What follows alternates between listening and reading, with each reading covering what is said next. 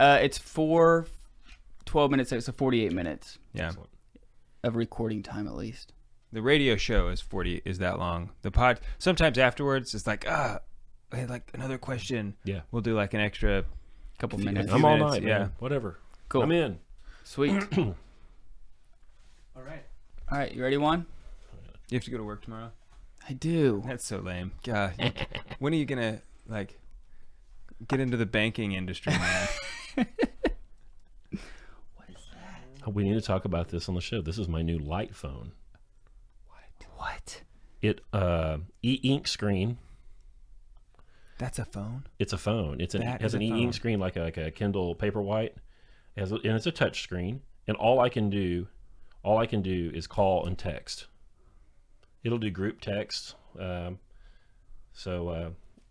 got a keyboard like you would on your iPhone, so I don't have to go 111 55. Right. So it's good at texting, and I can call, and that's it. No apps, no distractions. I'll trade. You want to trade? I don't. I've had this. I got it right after Christmas. It was a Indiegogo thing, and it took me like 22 months to get it. It's all they promised it would be. I mean, it's I mean, it's nothing. Which is not very much. Yeah, but it's tiny, great battery life. Yeah, I'll It bet just the battery. works. Yeah, what is it like? Days of battery life? I charged it last night. I carried it all day, 87%. Yeah. So Yeah. I mean, what is the battery going to do? Yeah. Right. No color. no color processing powers. What's it? You None. don't need any. Yeah. Yeah. So it's great. That's Great, awesome. great. Awesome. Awesome. All right, let's roll one. Sorry. He's waiting on us. Uh-oh. You hit the wrong Ooh. button. See, now we're waiting on him. Oh, how the turntables. Oh, how the turns have tabled. Oh, he's here. Yeah. You just changed the camera is all you So did. Juan jumps in on this sometimes. He basically keeps us going, keeps us like the cameras rolling because we don't do any post editing. Right. So Editing. yeah. It's lame. So it I don't know keeps- if it's overrated, but it's for us. I don't I don't have think time. listeners like it. They kind of like the just the raw. I think they like do. if we say something dumb, then it's like, hey, that Sorry. was a dumb thing to say. Yeah. Yeah, some people will talk to the engineer or whatever. Some people don't. Mm-hmm. Okay, cool. All right. Let's do it right. this time. Warning, the Catholic Man Show is about to begin. If you're looking for a dull, feel-good religion, or clap your hands, sit around the campfire kumbaya, you've come to the wrong place. We are dealing with toxic levels of authentic masculinity. I would say good luck, but luck is for pagans.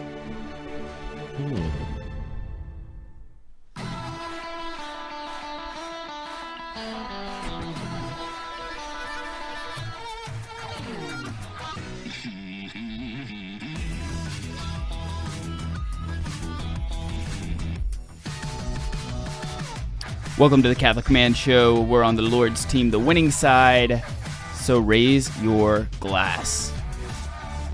I'm Adam Minahan, sitting here with David Niles and our good friend Scott Hambrick.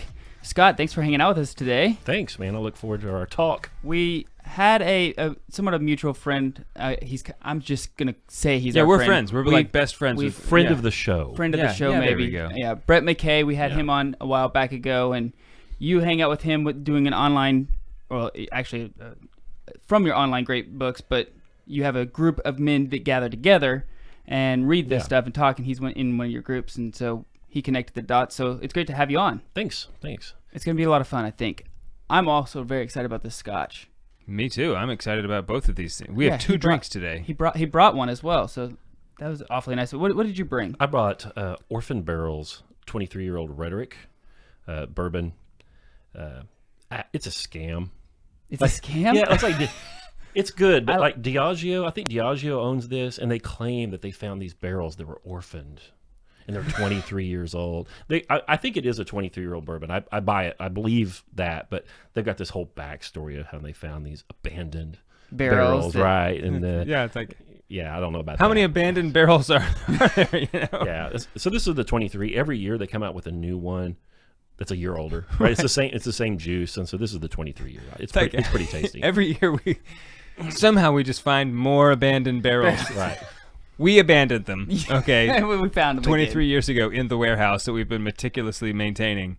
And we rediscover them. We right. discovered them every year. Every year. Right. Yeah. Will you grab those glasses up there, Dave? We have some front. right. Oh yeah, we have someone We right have here some back right here here. as well.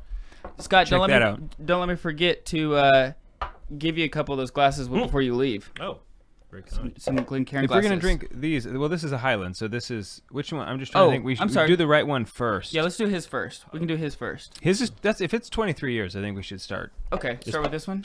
with this one. No, Okay. yeah. It's pretty oaky. Okay. Yeah, let's do it. Well, I won't say anything else. Right? I don't want We're to. I all don't want to. we're all pretty oaky here at this table. Right. Yeah. Yeah. I don't I'll- want to poison I'll the let you- well here. Not So- much. So, tell us a little bit about while we're pouring this. Tell a little bit about how Online Great Books came about, Well, homeschool my kids. dude. Okay, that was gonna be actually my first question I had for you, like, because we're homeschooling our kids Right. as well. Dave's Me We're too. all homeschooling our kids, and there seems to be this trend of the desire for the Trinidad coming back, and I was wondering. Oh yeah. Oh, pour a little bit. Oh, of, I'm so sorry, sorry, Juan. Sorry, Juan. And I was wondering, do you think that there's a correlation between, the classic great books and homeschooling revival? Oh, listen, I think so, and not just that, but like the failure, like the of common education Yeah. that just is plain and simple in front of everybody. Like I don't think anyone, no matter where you are politically, is happy with the outcomes of public schools or universities. Yeah. And Especially people- universities. I mean, public schools as well, but I mean, universities are just taking a turn for the. Yeah, I think Way we all worse. actually owe a big thank you to the public schools for being so terrible, for like bringing about the change. You Right. know, it's like, because if they were just kind of like a little they bit were better okay. and just mediocre, it would have never happened. But because they took the plunge into suckterdom, It's true. it's like now we have out of the ashes something good and better. Yeah, my wife was a teacher. I'm going to name them. Okay. At Montecasino here in town. I've been in the really? school here, Yeah. and my daughters both went there for a time, and I was unhappy with the product there. And we- Especially if you pay for it. yeah, and we snatched them out and of that kind of snotty private school, and I wanted to do a good job, so I started researching, how we might do that, and I found out that my science background, like I had some holes in my education, and started learning about the trivium. And I decided that I I wanted said to. tritium, I think. Trivium. I thought it was Yeah, I trivium. always- Yeah, I think it said tritium is tritium. what makes my watch glow. Yeah. Yeah. Yeah. It's all right. Okay. My Yeah, bad. the trivium, the grammar, logic, rhetoric, the three traditional liberal arts. And I Uh-huh. decided I wanted that for myself, And then I started, well, how am I going to do that? Well, I'm not going to learn Latin. I wish I did, wish I could, but I don't have time, and my brain is not plastic anymore. I'm too old.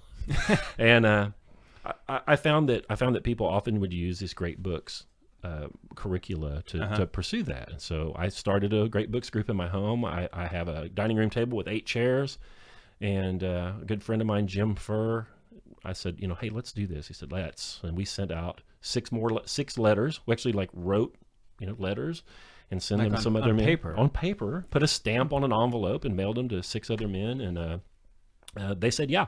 And we've been meeting now on the 3rd Thursday for 4 years, I think.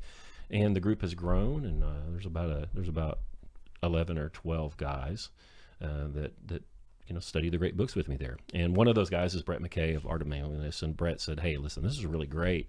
I think more people need this, and you need to find a way to do it online. And he showed me his Strenuous Life program that he does. And he said, I think, something like this could work. And I'm like, yeah, great. I need another job, Right. Great. And we started onlinegreatbooks.com January of 2018, and helping people work through the great books. The great books would be things like Homer, Aeschylus, Aquinas, Aristotle, John Locke, that kind of thing. We help people with accountability. We send them these reading reminders. We have a little app. They get reading reminders on their phone. We have a community. But the most important thing is we run a Socratic seminar once a month for our readers, so they can come and then talk about these books in a Socratic seminar where we ask them the hard questions, because we believe that when you actually talk about the books is when you start to act on it, and when the book starts to actually act on you, it's when the transformation starts to take place. So, we've been doing that now for over 2 years. And how many crazy. guys do you have, guys and gals? Men and women, and we've got about 600. Wow, that is awesome. Yeah, that's great. Yeah. That's awesome. What did you You know think what else is awesome? Is this. It ain't bad. Oh, man. Like, have you tried it yet? Oh, my gosh. Why don't you give him a cheers? Yeah, A okay. toast. Scott, I raise my glass to you To you guys. in honor of blowing my mind. I thank you for Yeah. now having a mind blown and taste buds humiliated because, they thought they knew something. That's awfully good. Isn't that awesome?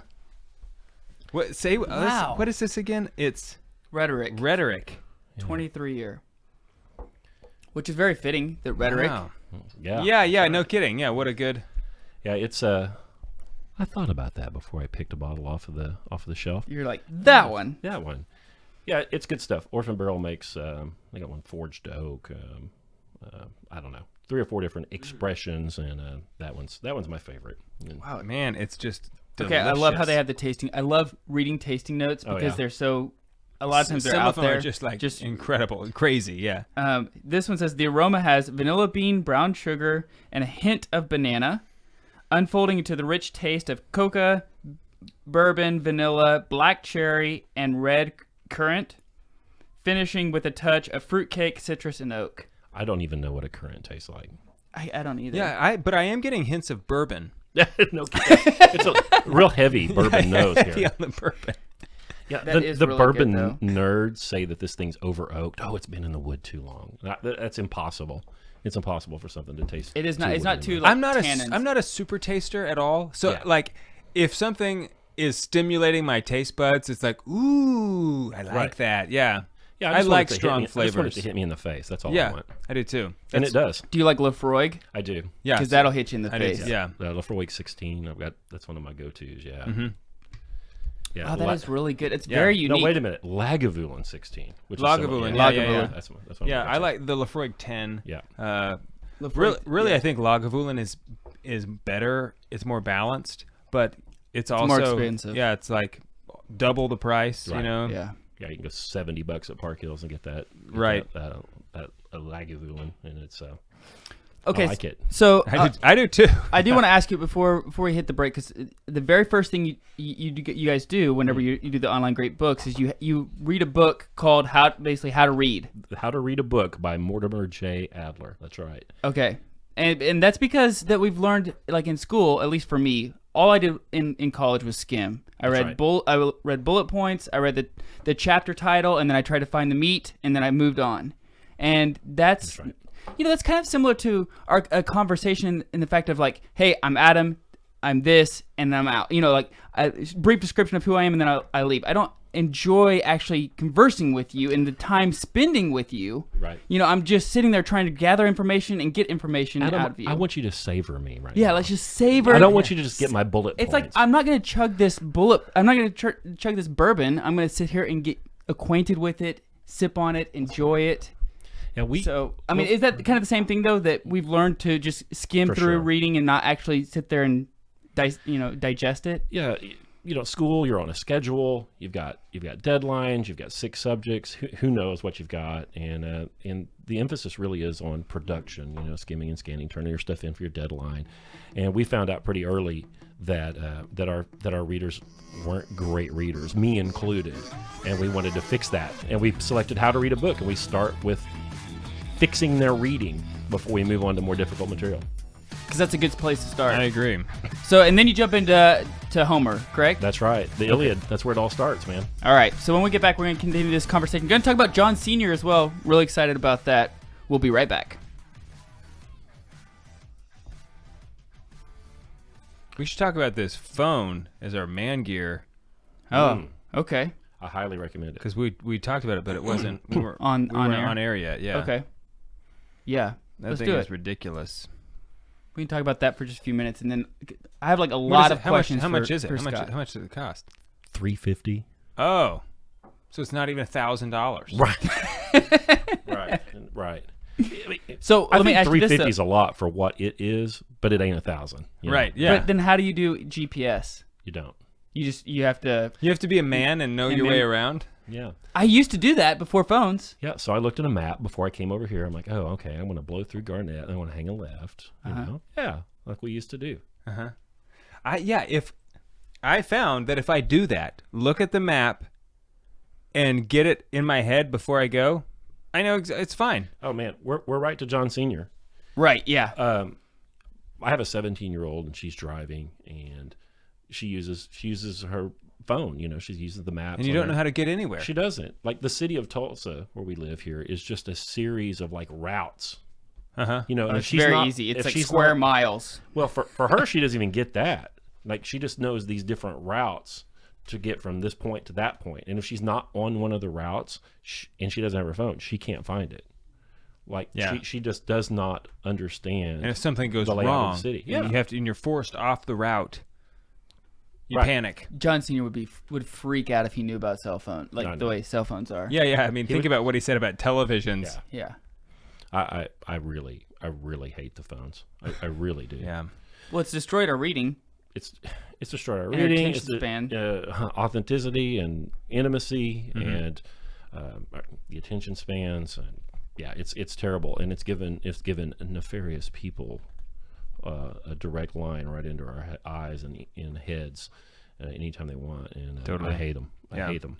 Juan, what do you think about that bourbon? Just the finish is so beautiful. Yeah. It I don't know is. if you heard me go like, I'm like, that finish is. It's really good. And it's, I did hear it, and I was thinking inappropriate. Come on. Come on. I thought you liked what I was saying. how much is the bottle? I've had this.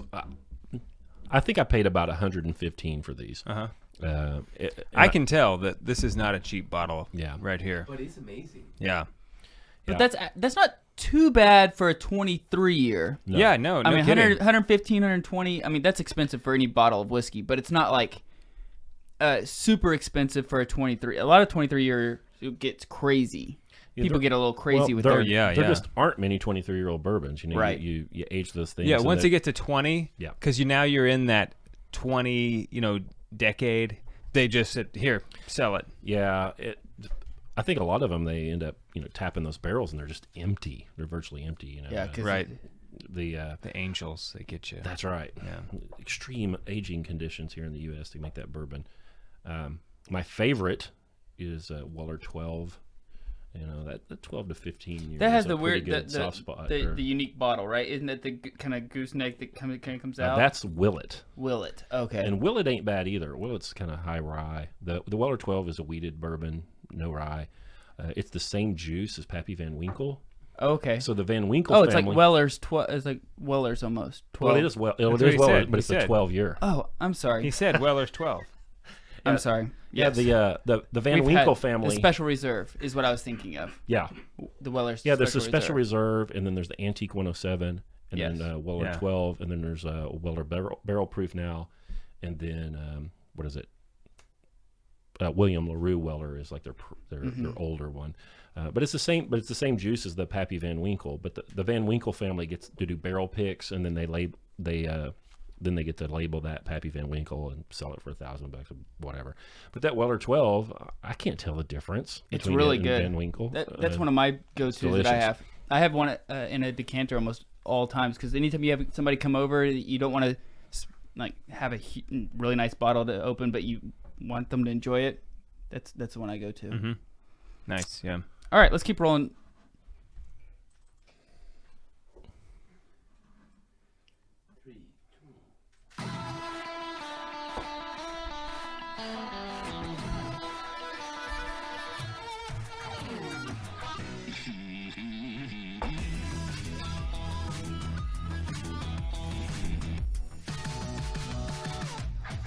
Welcome back to the Catholic Man Show. This is David Niles here with Adam Minahan and Scott Hambrick. We're drinking a little bit of this Orphan Barrel deliciousness. Orphan Barrel Rhetoric. If you see this and you have an extra $100, Pick one up.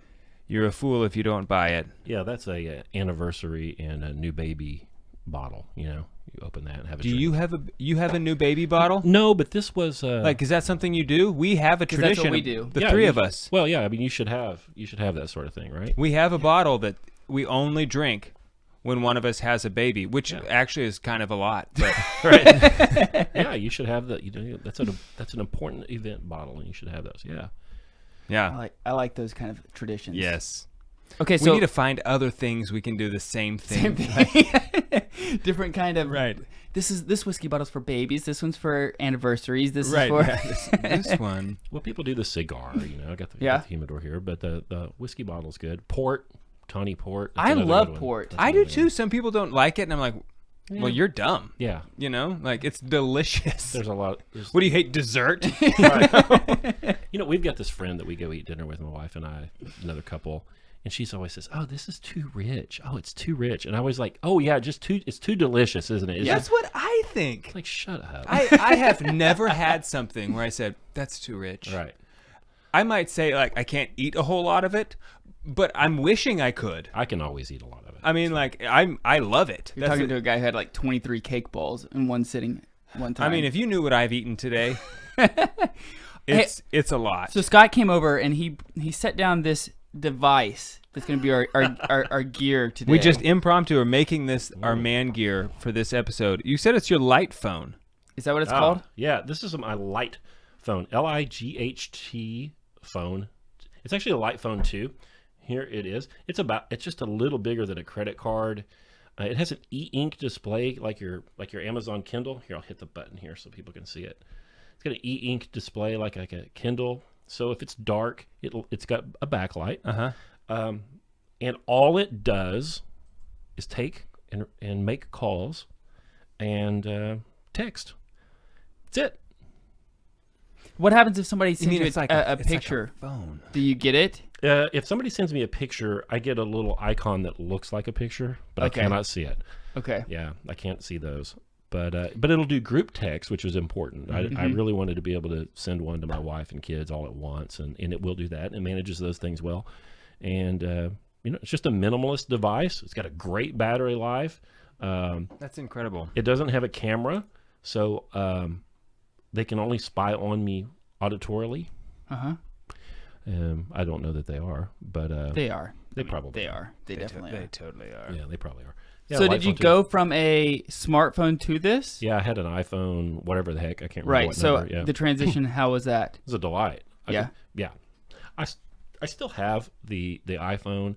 I took the SIM card out of it, plopped it in this thing, and I still have the iPhone to do certain things. At Online Great Books, we have a Instagram account, and, so I'll use it for those kinds of things. But I actually sit down at my desk and use it for a dedicated reason, for a dedicated amount of time, and then I put it in the drawer. And the rest of the time, Nice. I'm all light phone all the time. Yeah, It's you great. could just turn it off. Yeah. and leave it somewhere. Yeah. And it's called Light Phone. Yep. LIGHT. So Yeah, and this Google is that. this is actually their second one. This is the Light Phone 2. The first one was even more minimalist, but I highly recommend it. If you're tired of the phone, if you've got a little addiction to your phone and the things monopolizing a little more of your time, If than you want, have one and you think you're not addicted to it, like I realize, I see the tendencies I have with my Sure. phone, and I actively, I'm conscious about trying to reject those, those reflex to reach for Oh, it. yeah. It's like, oh, well, let me just Google this. And then I'll think, I don't need to Google that. I don't actually even need to know, how long, what's the gestation period for gorillas? It's like, who cares? only gorillas care. Who cares? I don't need to know that. Right. Like, I'm gonna interrupt my life right now so that I can look this up and forget it in 5 minutes. Like it fragments my concentration. Like for instance, when I pray, I'm very often just distracted. My brain. And when I take periods, away from it, it's better. Yep. And just I realize I'm fragmenting my whole life because of that stupid phone. Yeah, Hang on. I think it's blinking. right. I listen to a lot of podcasts. I'm on Right. several podcasts on your show today. Yeah. And really, I've really enjoyed podcasts, and maybe we shouldn't say this to podcast audiences, but those things have even become a distraction. And I was worried when I got the light phone. I was worried about not having my podcast player, but I still listen to the ones that are most important to me. But I actually sit down when it's time to listen and listen. And you're intentional about it. It's not like background noise. Yeah. Because it's really easy to just put a podcast on and you're working and you've got somebody making noises in your ear, and you don't do either one very well. You don't listen very well, and you don't work very well. Right. So I still listen to podcasts, but not as much as I was, and that's actually pleased me more. Okay, sweet. So Light phone, just Google it. Google light I'm phone. sure you can Google I think it. it's lightphone.com, I believe. Okay. Yeah, it's great. I want to get back to John Senior. Yeah. I don't know. Should we start off with John Senior and then go into Let's just say, for online? people who don't know, Okay. let's just give a brief Go ahead. rundown on. Okay, so John Senior was a professor at the University of Kansas. He started this humanities program there that became very, very popular. He's I think more popular maybe in Catholic circles because many of his students all started converting to Catholicism. In fact, there's several bishops today here in the U.S. who were graduates of his, who actually converted in his program. He and the other professors weren't trying to convert anybody. All they were doing was going through the great books, essentially. Yeah, this thing is called, Integrated Humanities Studies, I think is what they called it. And humanities are just, a study of those things that make us human, And that's what they designed the program to be about. And lo and behold, they had an enormous number of people that were converting. And there were charges leveled at them of proselytizing among their students. And the University of Kansas ended up investigating those charges, and they found that wasn't true. Right. But being a university and being awful, they canceled the program anyway. Right. But I think that's actually the most interesting thing about this is that these three men that started that program, they were not overtly trying to make anyone convert. One of the guys was an Anglican. John Senior was Catholic, and I can't remember what the third one. I don't think he was Catholic either. Can't recall. But by taking this course of study that they laid out and doing it the way they did it, naturally led to people's conversion, a conversion experience. And I think that's the proof of the thing. They didn't even try. Right. Yeah, And that's what it is happens very anyway. interesting. It's just encounter with the true, the good, and the beautiful. That's exactly right. Yeah. So John Senior, I get super excited about this guy. Yeah.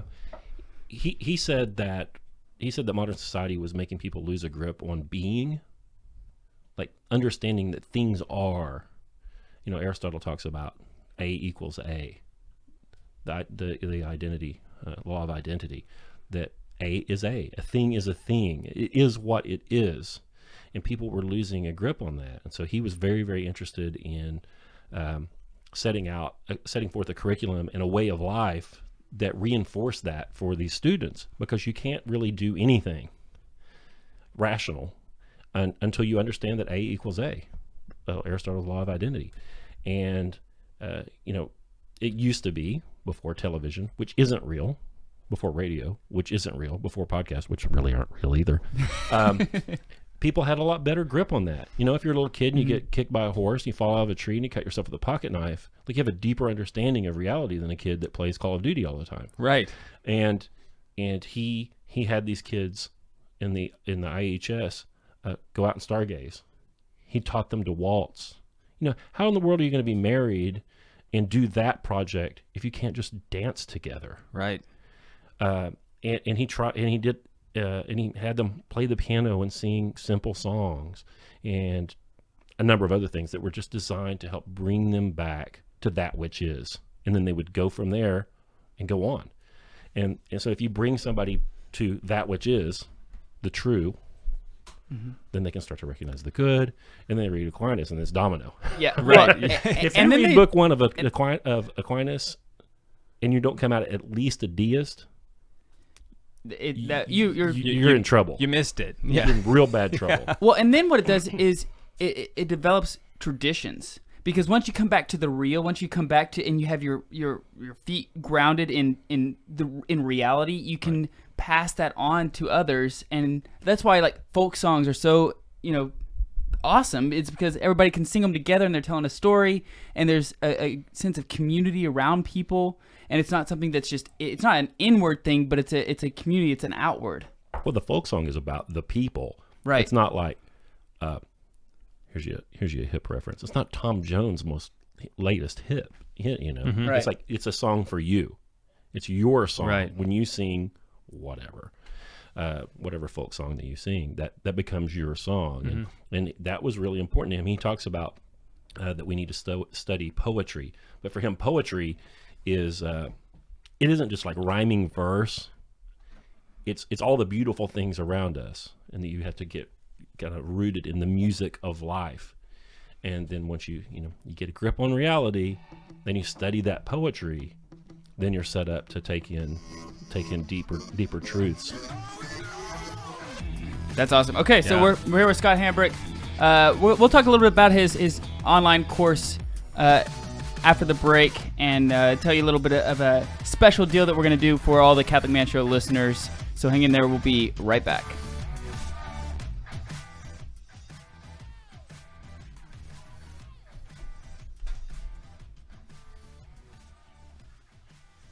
Did I set up a promo code for you guys? I believe you did. Okay. I'm going to double check.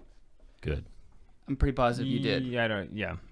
I'm pretty sure I forwarded. I'm not very good at email, so Good.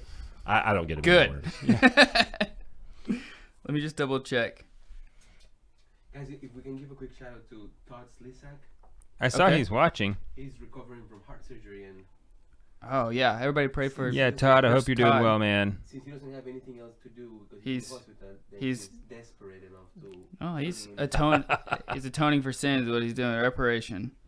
Yeah, Catholic Man / onlinegreatbooks.com/Catholic Man. There you go. So, Way to go. You did it, Scott. All right. okay, Juan, you ready?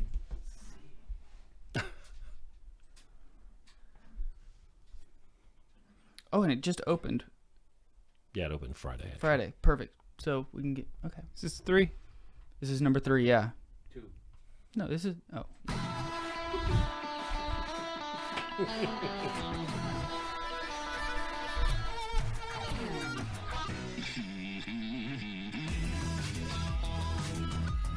Welcome back to the Catholic Man Show. Sitting here with Scott Hambrick, Juan on the buttons this evening. Thank you, Juan. Scott hosts onlinegreatbooks.com. If you go to onlinegreatbooks.com/CatholicMan, you can get 25% off the first 3 months. That's right. 25% off 25% is a lot. is a lot. Yeah. For the first 3 months, not just 1 month, but 3 months. That's 3. And you just reopened enrollment. You only do that once every about 8 weeks. Is that correct? That's right. So if you're listening to this and it's past February 20th, still go on there. You can go onlinegreatbooks.com/CatholicMan. You'll get on the VIP waiting list, and Scott's gonna basically send you a bunch of things to get started. That's right. Isn't that right? That's right. Yeah, we send you the first 2 years of our reading list.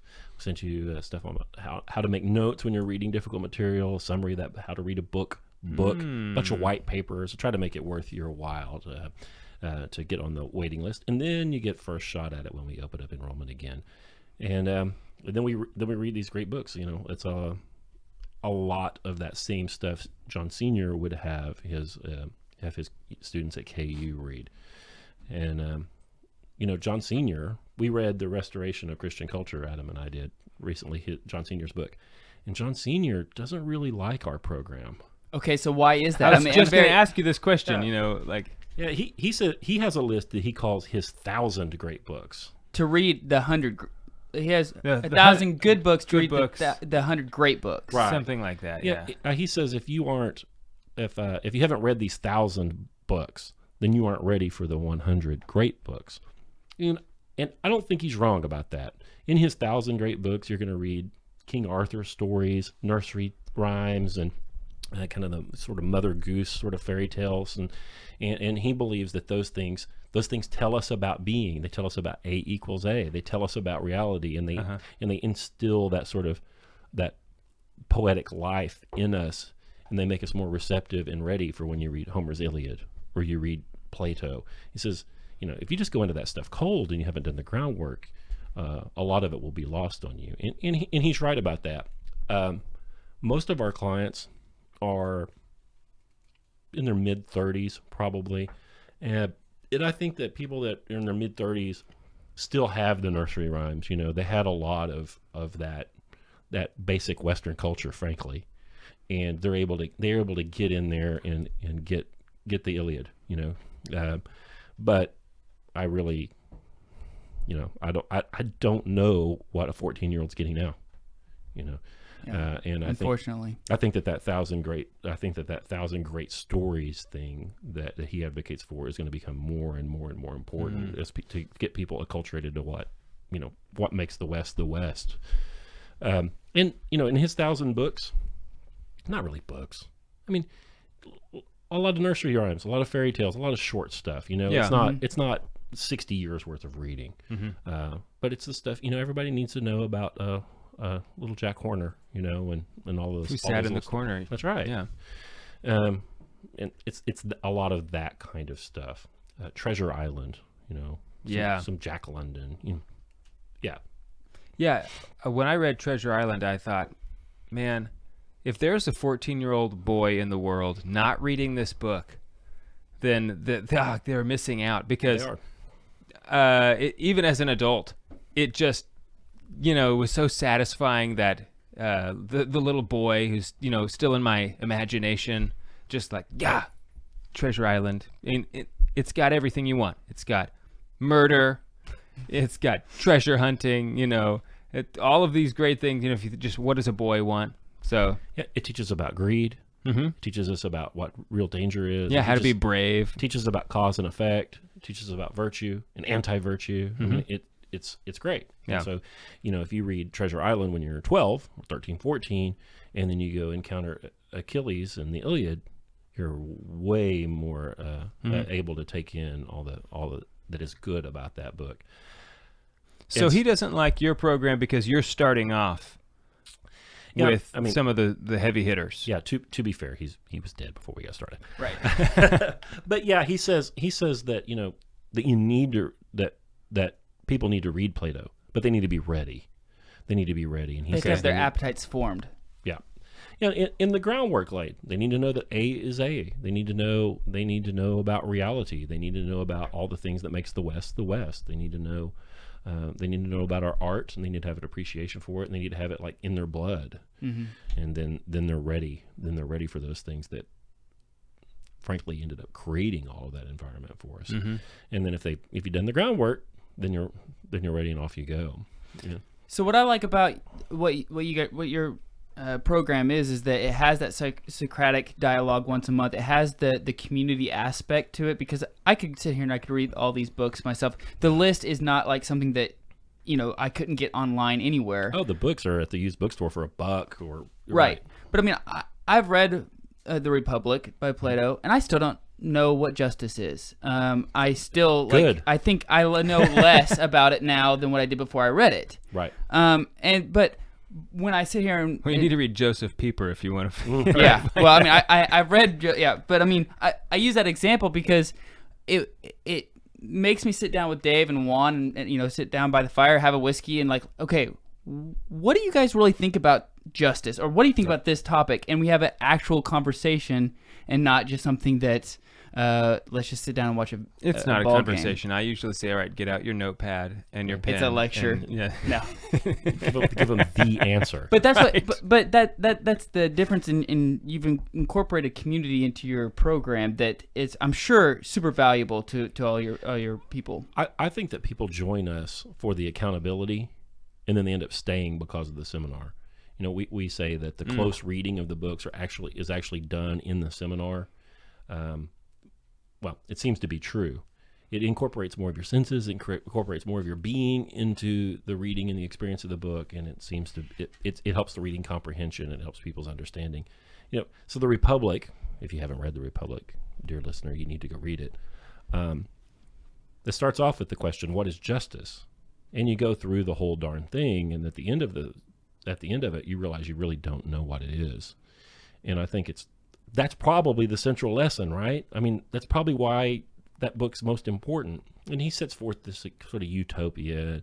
It's the first like attempt at designing a utopian environment or whatever. But like, how nice would it be if like social justice warriors realized that they couldn't actually tell you what they thought justice was? Well, that's the problem, is that they don't know. If you ask them, social justice warriors, what are you worrying about? Yeah, they're like Warrioring? cocked back, Warrioring. and they got a brick, and they're getting ready to throw it, and you're like, hey, what is social justice?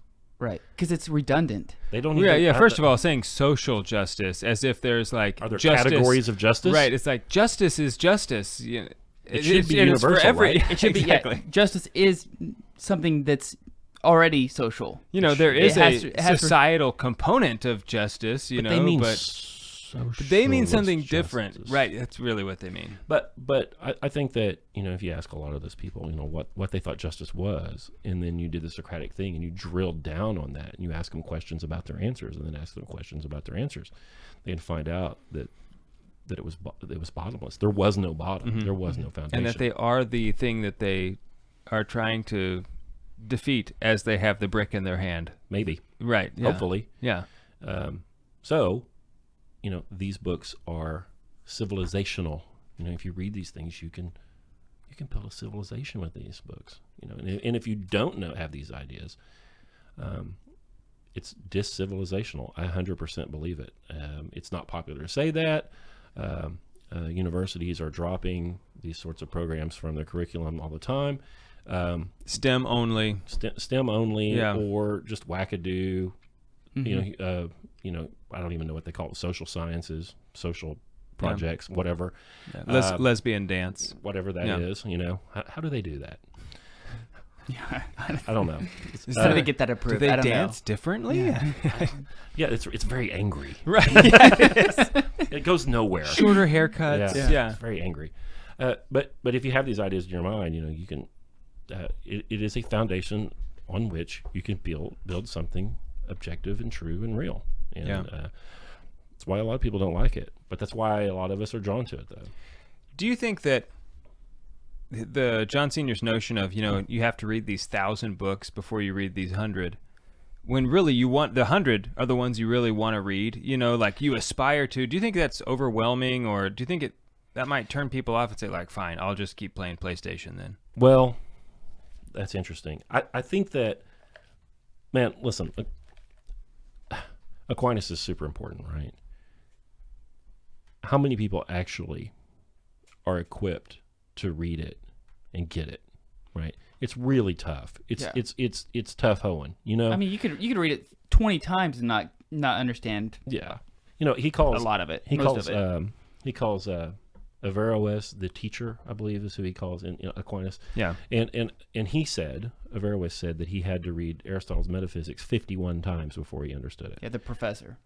Yeah. Or philosopher. The philosopher. No, that's No, Aquinas. that's Aristotle's a Aristotle. philosopher. Yeah. But the teacher said he had to read Aristotle 51 times before he got it. Oh, okay. So I think that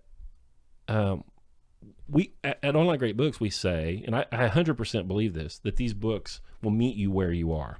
If you're a 14-year-old kid and you read the Iliad, it's like the best action adventure war story you ever read. Yeah. But if you're an 85-year-old guy, it's about mortality, it's about your posterity, and that book will meet you where you are, and I think they all will. But some people might be better served by reading some of Treasure Island than the Iliad. I hate to say that, but it's true. And they're both worthwhile pursuits. Well, I think that also goes to show, I think we all can relate. There's times where we've underlined things in the Bible, and then we've come back and been like, why did I underline this? I'm not sure what that even... Yeah. It always hits you where you are. So, anyway, we're with Scott Hambrick. We'll be right back. Yeah, I don't want to say that there are people that shouldn't read any of these things. The Republic. There probably isn't anybody that shouldn't read it. Anyway. But there are probably people that it just doesn't suit. It's not going to serve everyone well. Yeah, and maybe they ought to read 1984 they'll learn a little bit about justice and about government and things from reading 1984. It's more accessible, Yeah. a little easier to digest, and so Yeah, why you shouldn't vote for Bernie Sanders. maybe. Scott, and if it's okay with you guys, I was wondering if we could touch in the next topic in the next segment on like how, for example, in the Republic, the image of the cave, well, that gets built on by Everyone. other writers. So how these great books kind of like sometimes build on each other. Yeah. Well, that's why they're the great books. That's why they are the great books. Yeah. Because The great conversation, they often call it. one, that's probably where we should have started. So that's why we have you here. Thank you. Yeah, we'll do it. I mean, that's why they're the great books, right? It's because like Aquinas talks about Aristotle and Boethius and Augustine, and so now you have to go back to those guys to figure out what they said, and then you have to go back to and then it always goes back to basically Homer or Socrates or Plato. Yep. Beowulf. I love this. Oh, we're going to talk about Beowulf. Beowulf don't count. It didn't count. It doesn't count. And then- Hot take. We'll get on that. Okay. Oh yeah. Here, let's try this one. Can we try the new? You want some more bourbon? Here, let's try this one. Mm. We can even use the other glasses so we're not cross-contaminating. Oh, that's what you brought the other ones. Yeah. Very tasty. Here, I'll finish. Yeah. Thank you for bringing this. Yeah, that was awfully And kind of you. that is a real treat. Yeah. That's so good. So okay, so I mean, people are still they can still catch us on YouTube and Yeah. Facebook and all that kind of stuff. So your thoughts though on do you think that everything comes back basically to Homer and Plato and Socrates? Well, except for the bullshit. Yeah. But Yeah. well, I yeah. mean, all the good all the great books. Well, the great books list, one was asking about this. I think it's an emergent list. Mm-hmm. Like if you said, I'm going to read a little Freud, like what's that guy about? I'm going to read some Sigmund Freud. You're going to see that he mentions Nietzsche. Right. Well, okay. Well, if I'm really going to know what's going on, I better go read Friedrich. And you open that, and then he mentions Hegel. I got to read that. And if you follow this string of references, they lead back to Homer. I mean, so people will argue a little bit about what the great books list should be, but 90% of it's nobody argues about. Like Aquinas is in there, Aristotle's in there, John Locke Augustine is in pretty there, much is in there. Augustine's in there, and it's emergent. I mean, it proves itself. It's not about who's better, Mike Tyson or Cassius Clay. It's not opinion. I mean, they reference each other, and you can just follow the sort of genealogy of thought throughout the things. And that's why Beowulf doesn't make it in. Like Beowulf was lost until like 1820. Okay. So I think it's a wonderful book, but I don't know if it's not one of the great books. Shakespeare doesn't mention it. They didn't even know about it. It was just lost. Like some monk found it. Yeah, some monk found it in a monastery in like 1815, 1820. Who wrote it? Nobody knows. No, we don't know. Yeah. Yeah, it's I wrote and so I am Batman. So I think it's a wonderful book, but it because it was lost, it's not part of that conversation. Yeah. So it didn't form the culture in the way that the others did. Now I think Lord of the Rings makes it at some point. I really do. Okay, so do you think that Lord of the Rings is the newest book that could make the list? I don't know. I think we're gonna look back and see all these books that have been written recently and be like, why is this all the junk? Twilight? What? It's not gonna. It's not Twilight's gonna on hold the the- test. everybody in thinks 100 it's on years, the list. no one is going to be reading the literature that's being put out right now. But not very much of it. I think that maybe Lord of the Rings could. It's a new genre. It has this world building in it that is pretty new. And it's one of those books you can read over and over again, and every time just draw more and more and more out. It's distinctly Western. It has Western epistemology and metaphysics in it, and it's a Catholic book. I mean, it's Catholic top to bottom. We'll have to see. But 200-300 years from now, I think people are going to be reading that just as avidly as they are now. And I think once that happens, I think Beowulf makes it, because Beowulf. I mean, Lord of the Rings doesn't happen without Beowulf. Yeah. It just doesn't happen without Beowulf. Yeah. What about Les Marie de France? What with who? Les Marie de France. I don't know. Are you familiar with that one? No, I don't know. I'm going through our own grade book programs for the dioceses. Mhm. So I'm just curious to see like the overlap. He's studying to become a deacon. So So in part of his formation is they're making him read all these books. Yeah, we leave out a number of church fathers, Boethius, John Duns Scotus, not because they ain't great, but because we have Aquinas in there.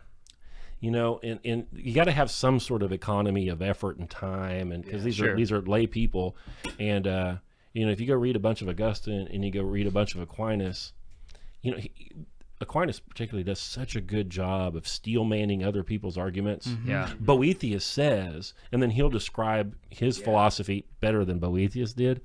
It's phenomenal how he does it. That's the dirty compromise that we made there. And Dante, you do Dante? Yeah, we do. Yeah, we Dante, read all yeah. three. We just finished the Divine Comedy this month, and it was so good. Yeah. Hey, listen, Paradiso, it's no good. Don't at me.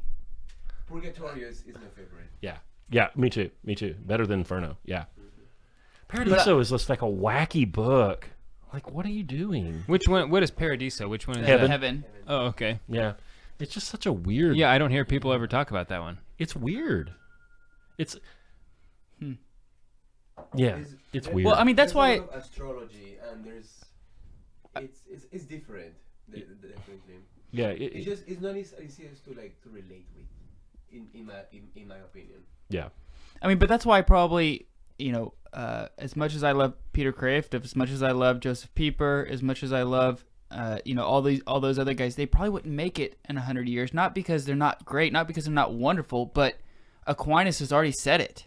Yeah, It's already been said. I love Pieper too, but I mean, I don't know what's original there. I mean, he says important things that people already have said, Right. in a relatable way. And He just makes it easier for me to get. I mean, it's kind of also Yeah. like C.S. Lewis. A lot of times when I'm reading this, is like, Yeah. other than I think Screw Tape Letters is one that's, I don't know, that's a different side. But a lot of it, like Mere Christianity, things like that. It's like that's already been It's said. apologist stuff. Yeah. Yeah, It's great. it's great.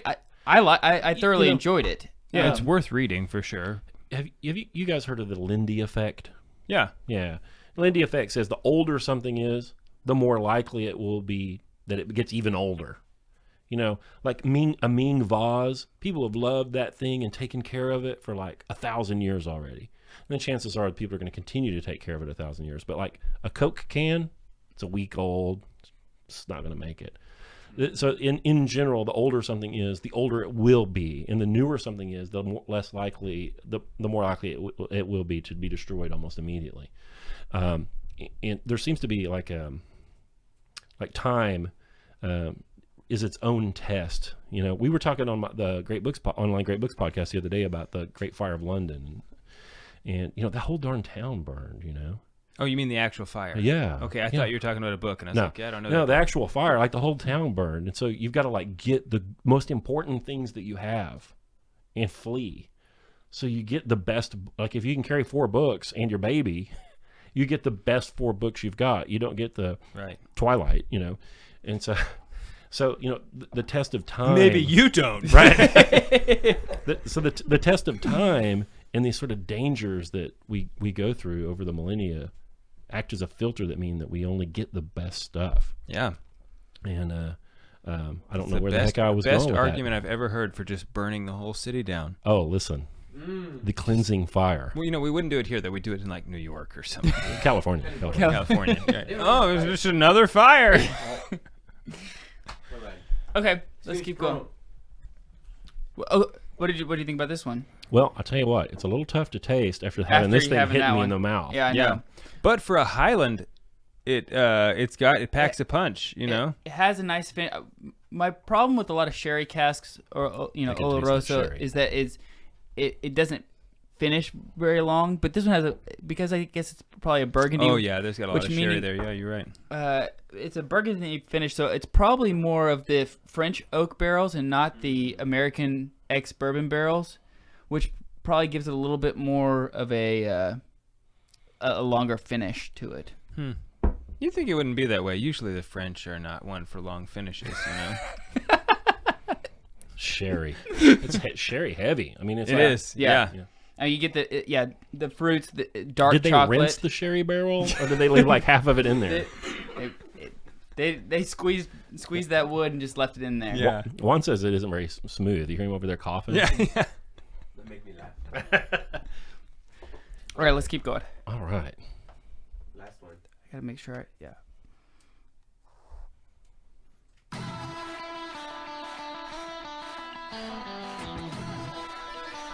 Okay.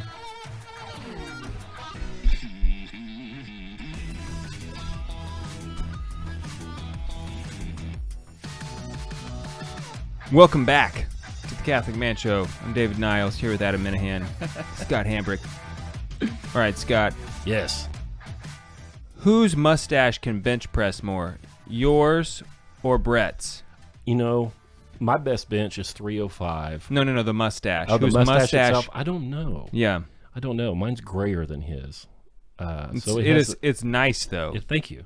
So it probably has that. Maybe it has that old it's man strength. Full. Thank you. Yes.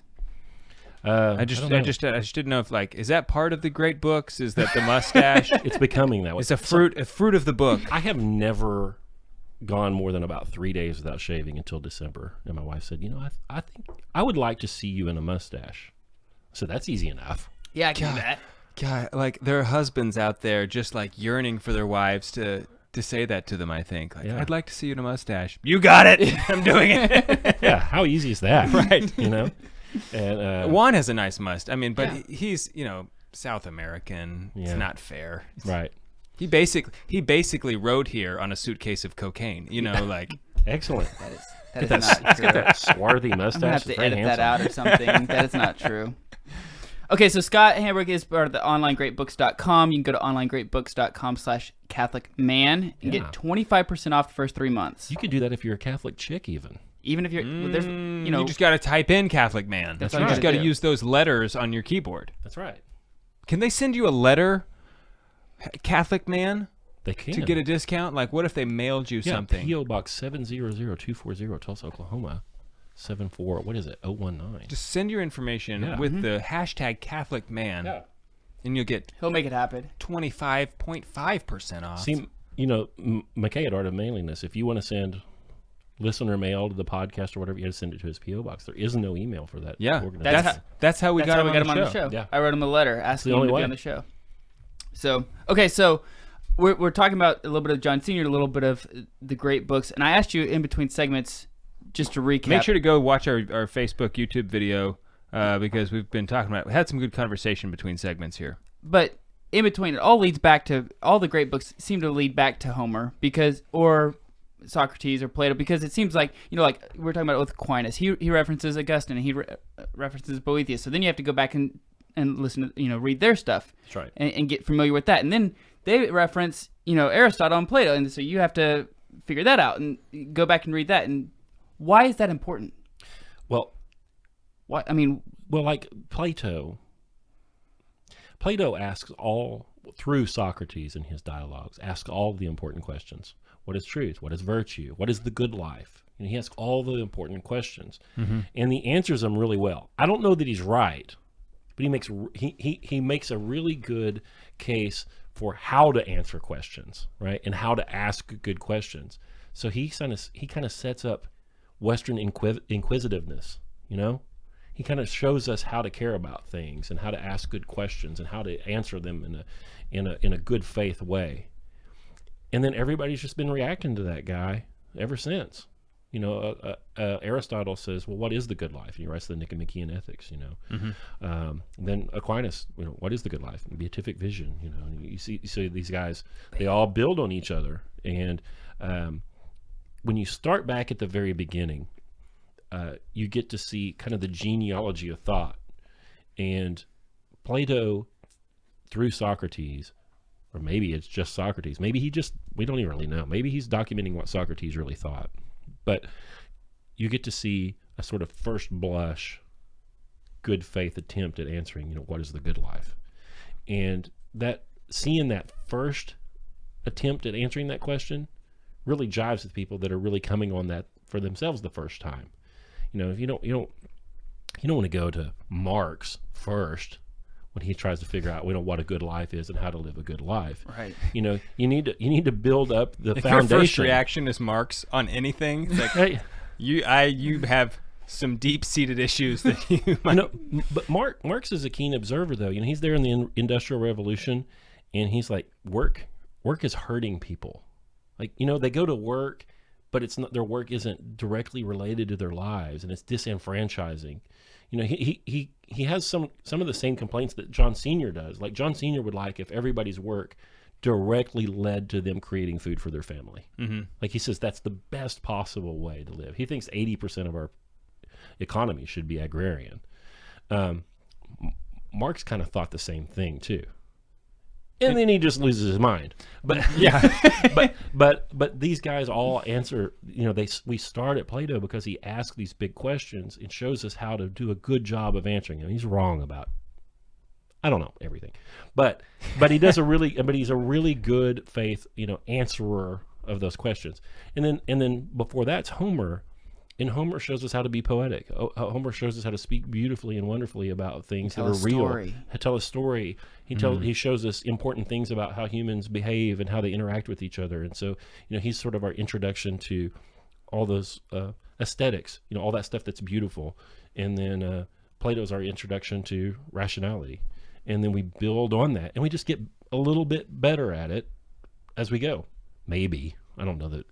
Well, because that would be my next question. Is like, I read Plato, or the Republic, and I don't know anything about justice. I like, as a guy who's listening right now, he's like, listen, I was not formed in this. I did not read very much. It's intimidating to even start. What are your thoughts? Well, it is. Then that's why we have our people start with how to read a book. We need to learn to slow down. We need to learn to be patient and kind to ourselves when we read. You know, you read Aristotle, super smart guy is going to get like 2%. Yeah, it's all about categories. You read the metaphysics, you read categories. You're gonna understand 1 or 2% of that entire book. That's okay. There's no grade. Mrs. Jenkins isn't going to grade your thesis paper about it and kick your butt. Your mom and dad aren't going to ground you. You know, and Adler teaches us how to go slow and be patient with ourselves, and teaches us how to struggle, and he lets you know that it's okay and shows you how to struggle. And then you start at the beginning, and that's where we start. We start with Homer. Someone should start a podcast about these books, you know, and like help people. Yeah, that's a good idea. Like, yeah, I wish someone would do that. Yeah. Well, I do a podcast that comes out on Thursdays with my partner, Carl Shute. It's the Online Great Books podcast, and we actually don't talk about any of the books in our program because we don't want to poison the well. Sure. We want people to come to those books clean and get from the book what they need to get from it.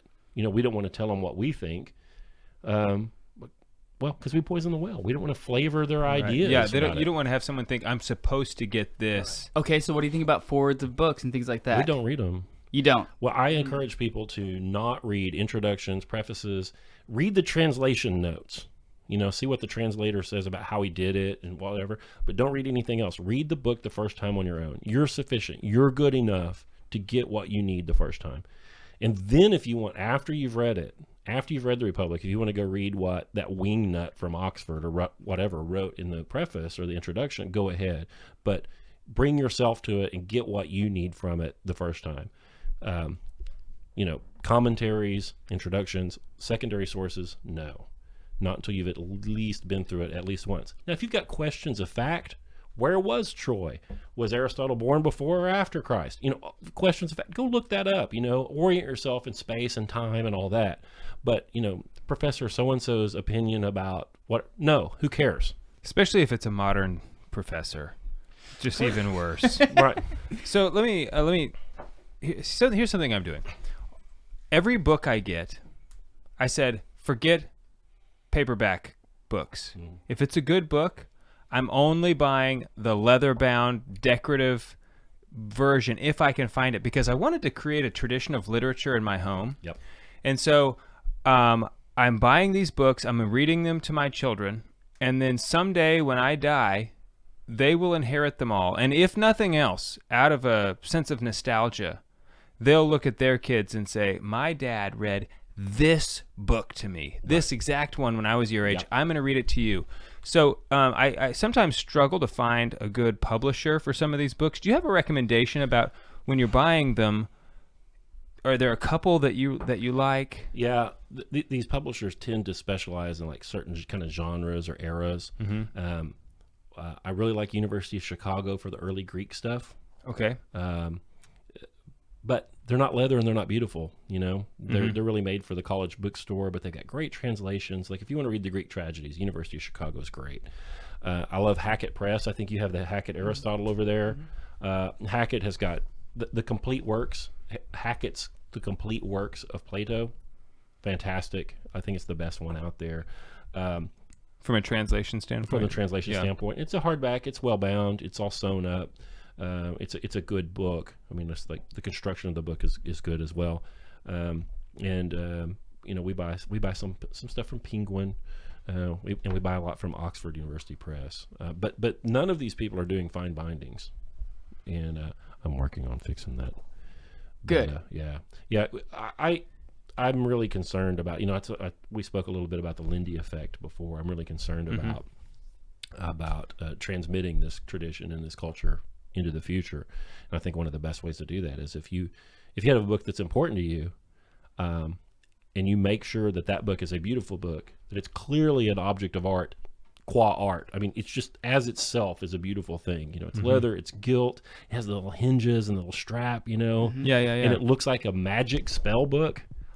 Even if we lose literacy, some ridiculous pagan is likely to keep preserve that and that preserve book. Yeah, it. because Right. ooh, look at this. Yeah, so I think they need to be, you know, archival quality materials. They need to be beautiful. They need to be well made.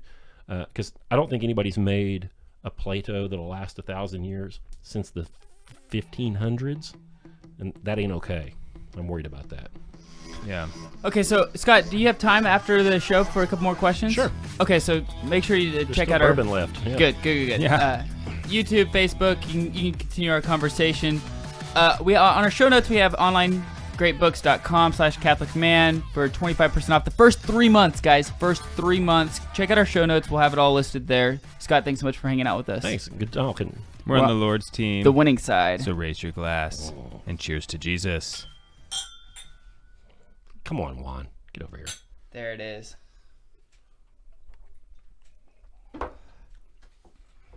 For a Highland, I really like this. And it's only about $50. Really? Like it more. Yeah, I mean, it's a 220. We didn't even say this on the show, but it's 228, and the reason why that number is because that's the liters that they can get into the bourbon cask or the Burgundy casks. Is 228 liters. They also have one that's a 500. So it's a to a Burden 500, and that's for sherry. They have a sherry one. So the Burgundy is only 228. Their sherry is 500. It doesn't say what year it is. No age statement. Yeah, no age statement on that. Yeah. So it's probably not very So long. is it even bonded? Do you know? Well, that's It's less than bourbon. That's a bonded. Yeah. bourbon. Yeah. Hey Scott, so my professor has this one special pet project of his. Yeah. Not pet project, like his topic is Odysseus. Bad guy or good guy? Right. What do you think? Odysseus, bad guy or good guy? Yeah, I don't know, man. I don't know. I mean, that's the thing, right? It's like, what is justice in the Republic? You know, I think by his own lights, he's a good guy. I think Odysseus lived the way Odysseus thinks that people should live, and I'm glad I don't live that way. Okay. So there was no duplicity in him. Well, I mean, he's a trickster, but and a liar, but I think that was okay with him. You know, he's pre-Christian. He's pre-Aquinas. He didn't have any trouble It's like- sleeping at night. no, Can clearly not. you lie to get people to get people to do good things? Right. Yeah. You I want can. my I mean- attorney to lie to get me acquitted if I'm innocent. You know, Right. if that's what it takes. And he's not supposed to do that. But to I mean, I'm not going to do it, but I'm paying him to do it. That's right. So. yeah, I think by his own lights he was, but not the kind of guy I want to play cards with or go to dinner with. Okay. Now, what about Penelope? Is she a good wife? The faithful Penelope? Wait a minute. She's the best. Is she? She's like leading those guys along and like, you She's know, just buying time. but why not, hey guys, get out. Not interested. But then she dies. Then they could just go crazy and kill her. The son can take care of her. No. He's not ready for that. Anyway, but He's not ready. One of my my, professor doesn't think that he says that he's a bad guy, and he is very comforted by the fact that Dante puts him in hell, yeah. in Inferno. Yeah, I think he's a bad guy too. I actually do, but I think he's internally consistent. Yes, that's his. That Yeah, is. yeah, but I think he's a bad guy too. One of my favorite things in all of literature is the description of their bed. Absolutely, because that's how he knows that that it was him. Their bed. You mean Have you read Penelope? the That's how Penelope knows, right? Well, yeah, but he tells Penelope about their bed, and she knows nobody else has seen it, so she Right, knows that. right. So their 'Cause bed. she doesn't recognize him. Right. Isn't that right? Yeah. Because it's been how long? He's 20 years. He's disguised like by some magic. He's disguised into being this beggar. Yeah. So he is trying to see if he was faithful to her, Right. and this bed, Which he wasn't. which he wasn't, Yeah. but she was. Yes. Yeah. So go ahead, talk about the bed. But he's a man. But he's I a mean, a man's man. yeah. Whatever. Back then, you know. He their house.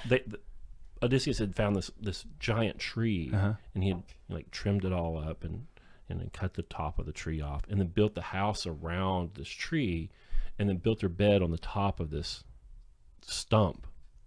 So that the house was like centered on the marital bed, and the marital bed's like rooted into the soil, and it's the marital bed is the thing that let Penelope know that that disguised enchanted person was actually her husband.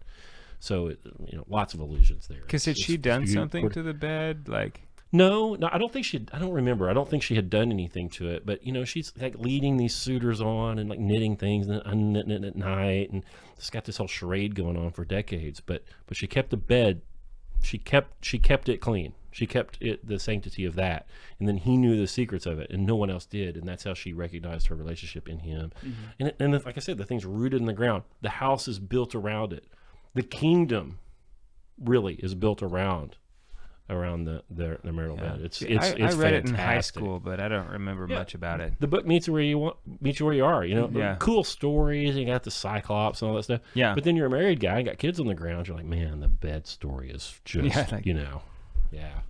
Yeah. so good. So on our show, we talk a lot about. Are you recording right now, Juan? Yes, I didn't stop. Yeah, that's good. Okay. That's fine. On our show, we talk a lot about virtue. We've gone through a lot of what Aquinas, talks about. Basically his, the four cardinal virtues, the moral. So what? You want to still be live? Yeah, that's fine. Yeah. That's okay. And even the sub virtues and things like that. But the question is what is virtue? So you've read more than I have. How would you define virtue? Well, what is it? What is it? Aquinas says like right action according to reason. So that's how he says. That's what he how he defines good. He says virtue is doing the good over and habitually doing the good. Yeah, and that's actually straight out of Aristotle. Aristotle says you habituate yourself into virtue. If you're a coward, but you fake it and you run into battle over and over and over again, eventually you're brave. And Yeah. isn't that what kind of Pascal kind of brings off of as well in his I don't wager? know Pascal stuff. I don't know him. I can't speak to that. Okay. But what is virtue? I like the Aristotelian sort of math. He talks about a mean. He talks about a mean. He says if anytime something spooks you, you run away. You're clearly a coward. But anytime that danger arises, you run right into it. You're rash, and you could just be killed and just mowed down by machine guns. But if you overcome your fear and you take the time you need to formulate a plan, and then you act, then you might be brave. And you do that over and over and over again. You habituate yourself into bravery, and you habituate yourself into that virtue. And I kind of like I like that Aristotelian calculus. And I like a lot of and I like Aquinas's formulation too. I'm going to get in trouble in front of your Catholic audience here with my pigeon Aquinas. But he talks about the good of those things that bring you closer to that beatific vision. And those virtues have to move you towards that and not away from it. And that's as good a as good of a measurement as I could possibly think of. Because if you get away from the sort of geometric argument that Aristotle makes, or the argument that Aquinas makes, well, what are you going to use? GDP? I mean, no, there's a lot of that crap. Yeah. There's a lot of, economic arguments. Well, what are you going to study at college? What are you going to study in college? And people are like, well, I want to get paid. Well, maybe that's not the most virtuous thing to study, Maybe it's not. People make a lot of economic arguments for action, and that's not good. So if it's not those things, what the heck would it be? And I can't think of anything that would possibly be better. I can't make any good arguments for.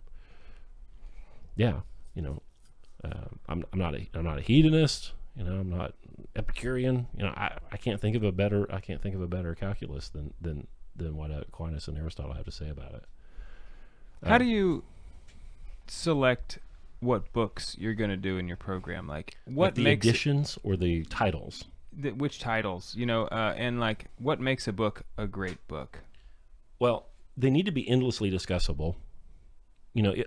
I've read the Iliad 8 or 10 times, and every time I read it, I get something different from it, and I have something else to say about it or a different question to ask about it. So I think they're endlessly discussable.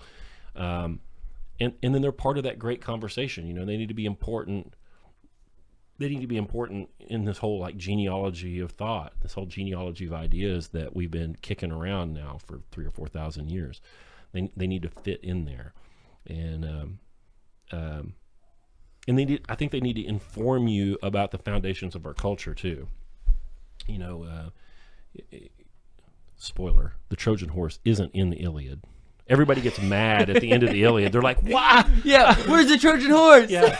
You get to read about that in the Aeneid later. But everybody knows about Achilles and the Achilles heel, and they know about Helen's the face that launched 1,000 ships, to be or not to be. We all know these things. We don't really know where they came from, and we certainly know. And we certainly are infused with the philosophy, like Aristotle's laws of thought, the law of identity, the law of non-contradiction, the law of excluded middle. We actually have that stuff. It's in our software. We don't even know it. And then when you read the books, it shines a light on it. And then you become cognizant of the thing that you already had. And it shows you that it's precious. And that it didn't exist until it was found or given to these very special people. It's not a priori. Or, well, maybe it is, but nobody knew it. It's really easy to say, oh, this is this. But somebody actually had to formulate that and prove it. Right. It's actually not proven. He takes it as an axiom. But he says it's irreducible. You can't get lower than that. We have to start there. So it seems really obvious, but somebody had to spell it out, So when we read these things, it helps us spell out the things that made us who we are. And that's one of the reasons they're great books. And so people read it all the time. They're like, that's where that came from. I didn't know. That's where that came from. You read the Iliad. There's dozens of those moments. Dozens and dozens of those moments. Hectoring, yeah. Hectoring. When you're hectoring somebody? Yeah, Hector's the hero on the Trojan side, and he comes out on the field of battle and he just talks shit. Yeah. Do you mean heckling? No, Hector. Hectoring. Hectoring. I'm not. I don't know that term, but it's heckling. It's heckling, but it's like smack talk. Yeah, and it's named after Hector because he would go out there and just talk crap all the time on the battlefield, and and so he's like the legendary trash talker, and that's part of our vocabulary now. To tantalize, if you read the Oedipus trilogy, Oedipus, he's cursed, not a good deal. Well, he's part of Agamemnon's family line. Agamemnon is the one that had such an ugly disagreement with Achilles in the Iliad, and then they're the house of Atreus, and part of his family line is Tantalus, and he got mad at, I think, his brother, and killed one of his kids and cooked him up and told his brother, hey, come over, Killed one of his brother's kids. Yeah, Okay. served him dinner, and it was the kid. And then the guy's like, "Oh, delicious!" wiping his mouth. He's like, "Hey, that was your kid." And so, my so goodness. the gods torture these guys forever. The whole family line, the Atreus line. And by the way, you read Dune. It's the house of Atreides. It's the house of Atreides in Greek. That's who that is. Same thing. That's where they got that idea. So anyway, Tantalus is part of this line, and one of his punishments is to be like chained up in the swamp, and there's a fruit tree above him, and anytime he reaches for the fruit, the tree moves out of his reach and he can't reach it. Then when he bends over to drink, the water recedes and he can't drink and he can't eat. His name's Tantalus, and that's where tantalize comes from.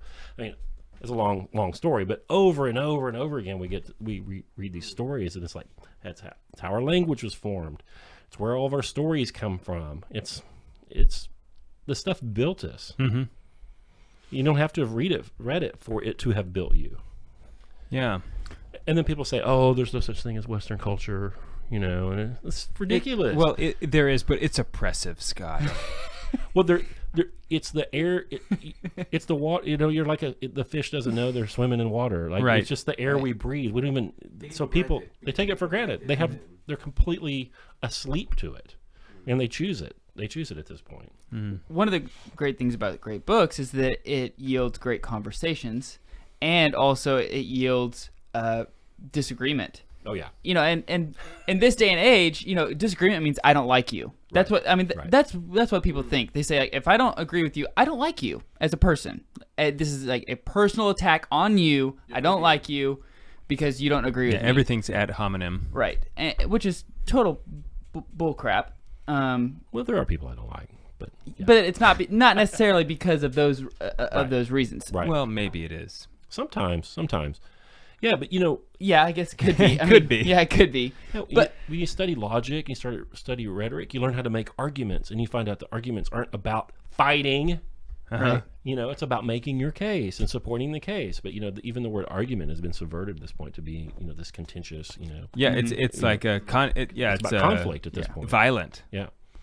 Oh, words are tantamount to violence. Yeah. Yeah. I mean, that's some more postmodern stuff. I listened to a podcast that was a while back ago that you were on. I can't even remember which podcast it was.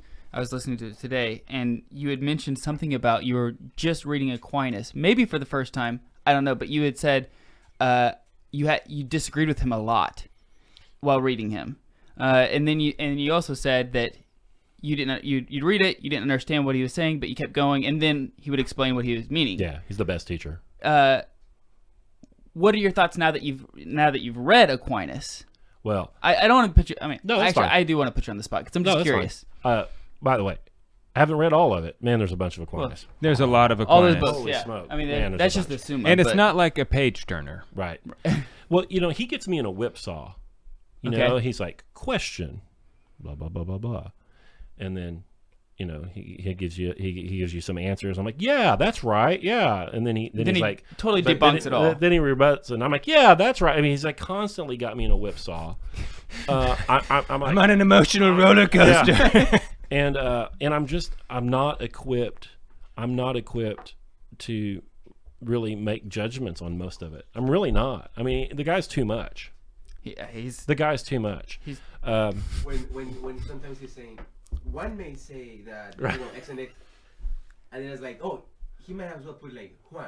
Right. It's like, yeah. One One, may say- one's- and then So- this and this, and so it's like, whoa, how do you that's how do you exactly read the right. Summa? How do you read the do you read the question and then all of his like? No, I don't.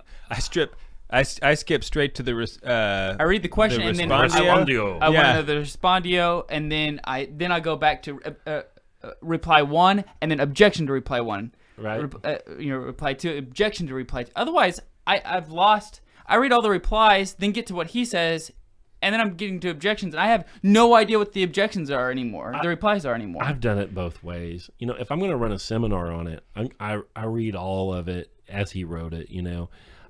But the other day I read all this stuff in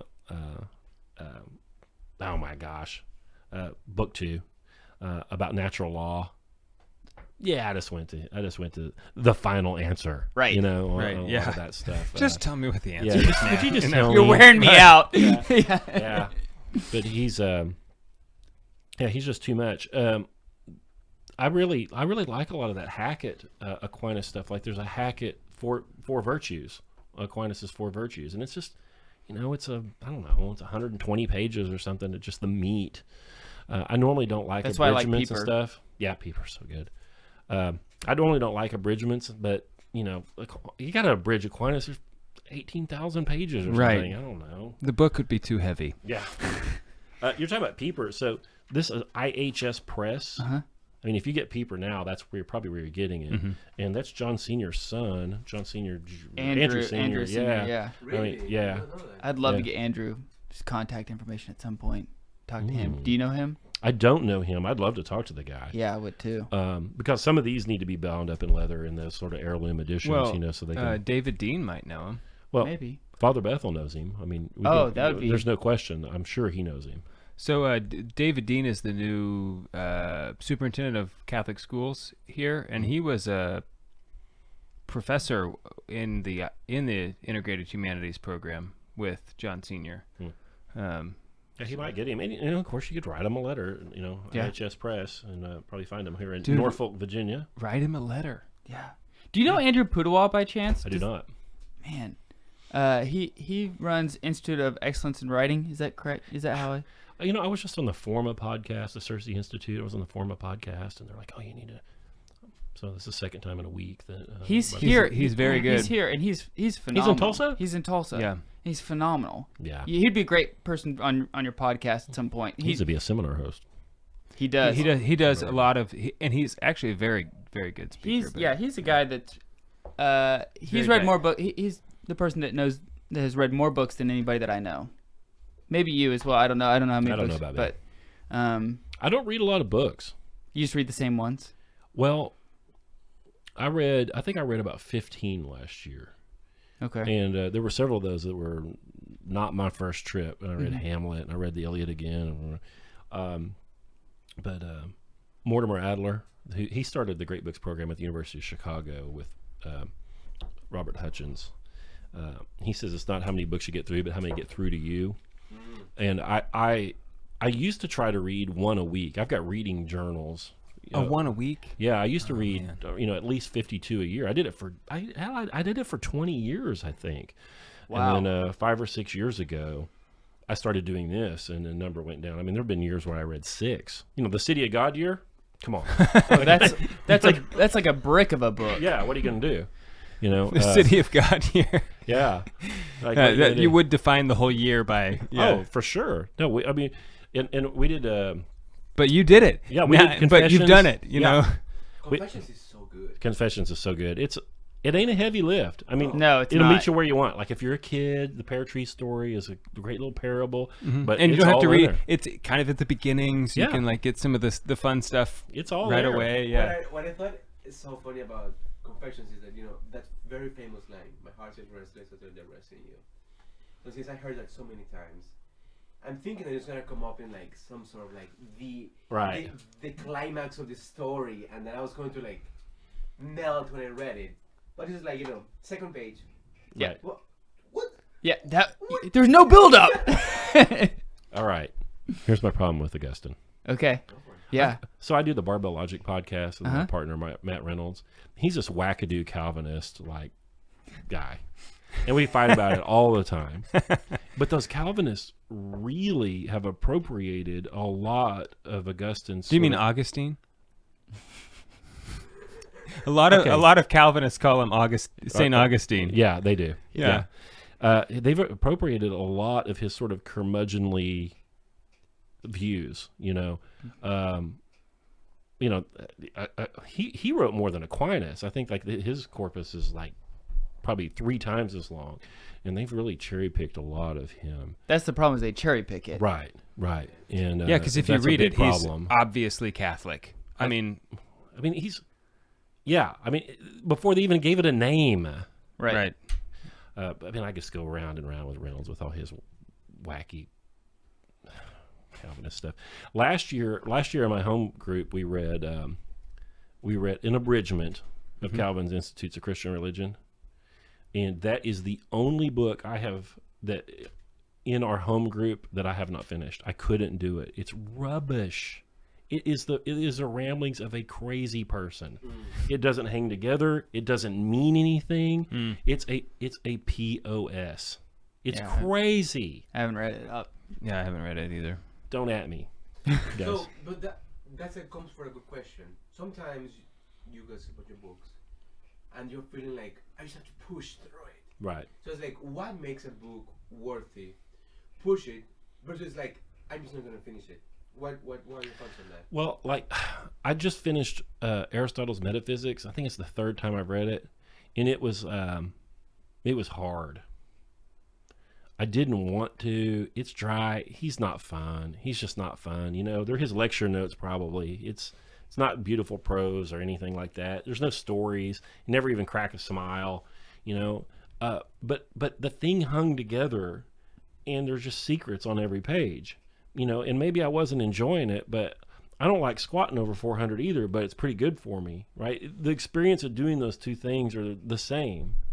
But then you read a Calvin, and it's like reading. I mean, it's like reading some school shooter's manifesto. It's just crazy talk. Like I'm trying. I was trying to read that thing in good faith, and to reserve judgment, and try to let the arguments start to hang together so I could see what he was saying. And it never appeared to me. I read, in this abridgment that we read, it was a 400-page book. I got about 160 pages in it, and I'm like, I have no idea where this is going. And 160 pages is not more than that's not a short amount of it's pages. the college try. Yeah. and I bailed out, and it's not a good book. It's not.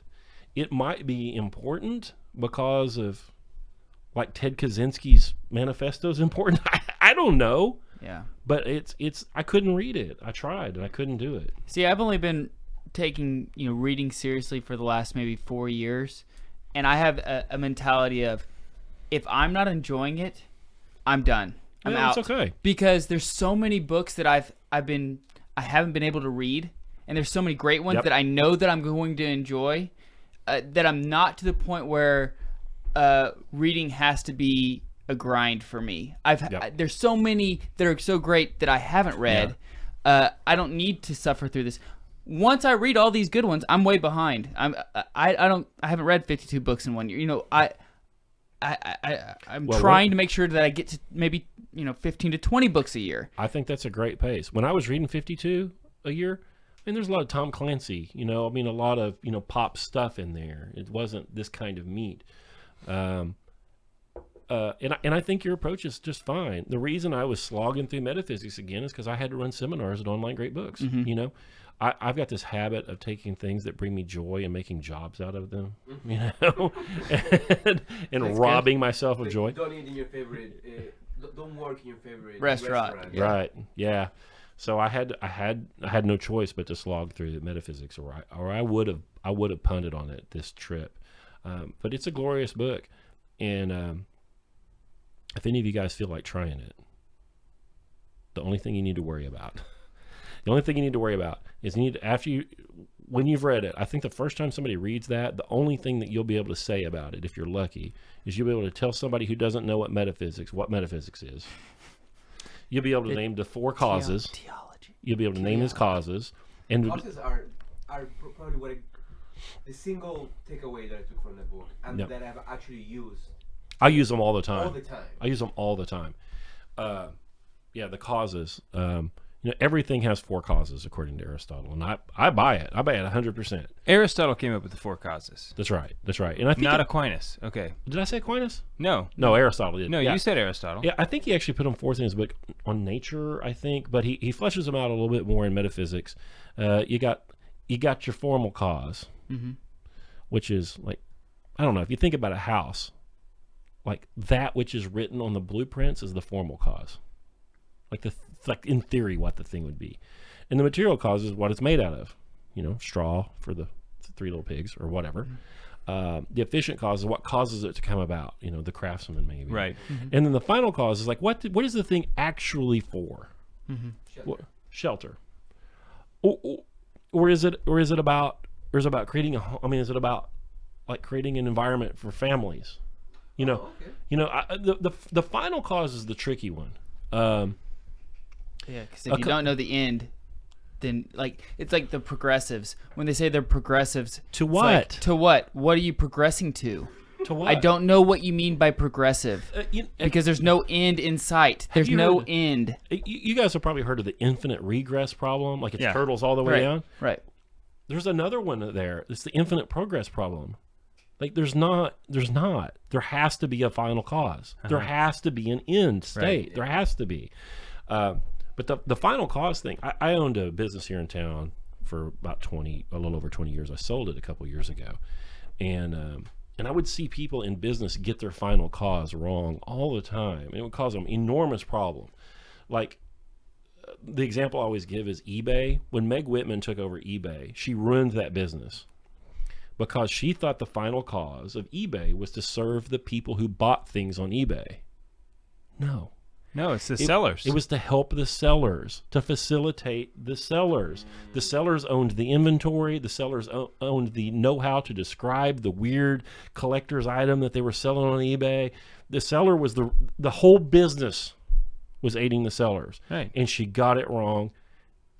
And there's some other things that happened. Craigslist happened, the Facebook Marketplace happened, and that all hurt them.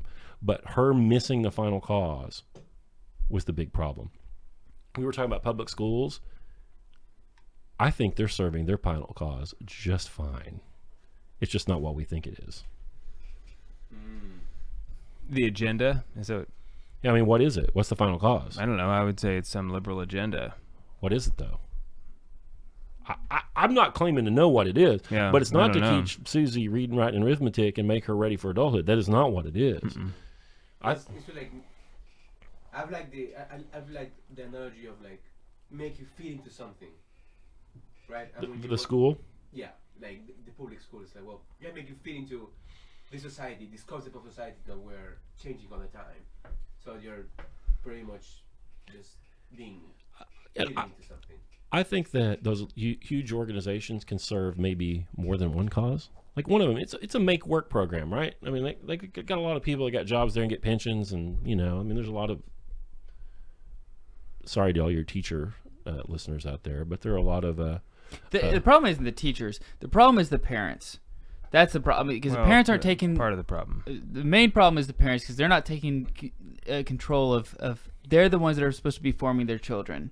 But they were all educated there.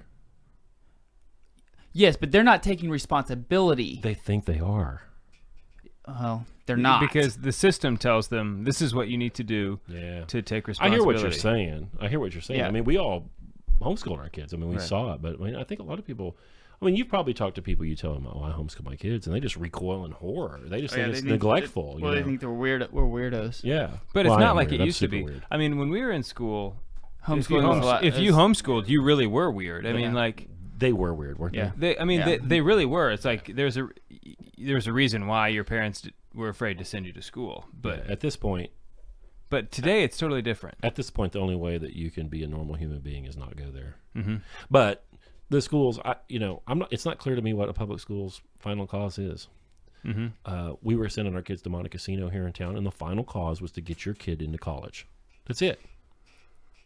That's it. To test well and go to a school that your parents would be proud of. That's Right. it. That is it. And they make a bunch of mouth noises about their Benedictine roots and all that. It's all bullshit. It's not true. Yeah, I feel like a lot of Catholic schools today are a public school with a religion class. Private, yes, and the degree to which they're more successful is the degree which when they buy into the model even more. Right, I know. know. The high school that's often associated with Monte Casino here in Tulsa, just does what public schools do, like way better. And so your kid has a better shot at going to Yale. Mm-hmm. Thanks. So that what can happen? Right, exactly. So they can move to New York City and work on Wall Street and just get ground to powder and like not reproduce. Thanks. Mm-hmm. Yeah. Thanks a lot, Catholic Yeah. school. Right. And Are we going to get in trouble, Juan? Never. I want to real bad. That's why we own the show and their station. Yeah, we own the Right. we own the radio station, so We can't get shut down. There you go. But I also, it's just with Catholic schools in particular, I really lament schools like Montecasino. Mm-hmm. The Catholic schools, It could be Catholic beautiful. education is not supposed to ever be for the elites. Catholic education is always supposed to, why did the Catholic Church get into education? It was to educate the poor people. Dude, they invented it. right. They invented education. Right. And hospitals. They, And, Sure. I mean, But I mean, like in a parochial, like in the diocesan way. It was because they recognized a class of people in society that didn't have the opportunity to be educated, and they said, "Okay, we'll educate you." The Catholic education is not supposed to be for the elites, for the wealthy, and that's exactly what Montecasino is. If you don't have a lot of money, it's almost impossible for you to go there. I mean, Yeah, and it shouldn't be like university terminus. right. Man, I'm telling you, if anybody's still listening to us, that John Senior, The Restoration of Christian Culture, and you're interested in homeschooling, you're interested in education, you should read that. Newman, John Henry Newman's idea of a university, go read those things, because those guys are talking about what education is supposed to be about, and it's about truth, which is, I think, truth is when a truth is an idea that closely aligns us with reality, and how you inculcate truths in people. And John Senior was doing an excellent job of educating people, and as a consequence of that, they ended up Catholic. Catholic education maybe doesn't exist, right? Like, you educate people in what is good, beautiful, and true, and then they're Catholic. They Right. can't even help it, right? But if you start from Catholic, I mean, you need to have chapel, right? You need to have you need to teach them some sort of a prayer practice, and Sure. I mean, that's I part get of it. the true, the good, and the beautiful. I yeah. get it, but the way you teach geometry, the way you give them some piano lessons, like, it all leads to that if it's done well. John Senior says in this Restoration of Christian Culture that that faith without understanding is mere superstition. And I mean, take that, Calvin. And so you educate people so that they have the understanding, and then they get faith. Yeah, they go hand in hand. They do. It's Yeah. not, Faith and reason. Grace builds on nature. It's like, when you get the nature part, I'm going to revisit this. do it. Sam Harris and all these these new atheists, they think it's like, they think that, well, they're actually reacting to Islam in the Protestant Reformation, because they don't understand that there's a rational tradition behind Christian faith. They don't understand that, because it's largely in the West. It's being subsumed, frankly. Yeah. So Sam Harris, who's Jewish, like a secular, about as secular Jew as you can be. I don't know. We'd have to go to his house for a while. Well, But he says he doesn't participate in. he always tells the truth. Right. But true. but they don't understand what this is. They don't understand, because he's reacting to my buddy Reynolds. Right. You Yeah. know, to the Reformation, which isn't a Reformation. It was a total revolution. It's a total revolution. heresy. Right. It's not a Reformation, Right.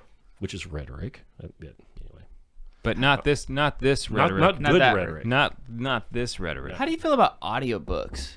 I was going to ask you this. You were Yeah. nice. No, not you. I was going to ask Yeah, Scott. yeah. No, I want to hear what Adam says. Yeah. No, it hasn't. No one cares about what I say. Of course they do. But how do you feel about audiobooks? I recently, I've got a guy in my home book group, Dallas.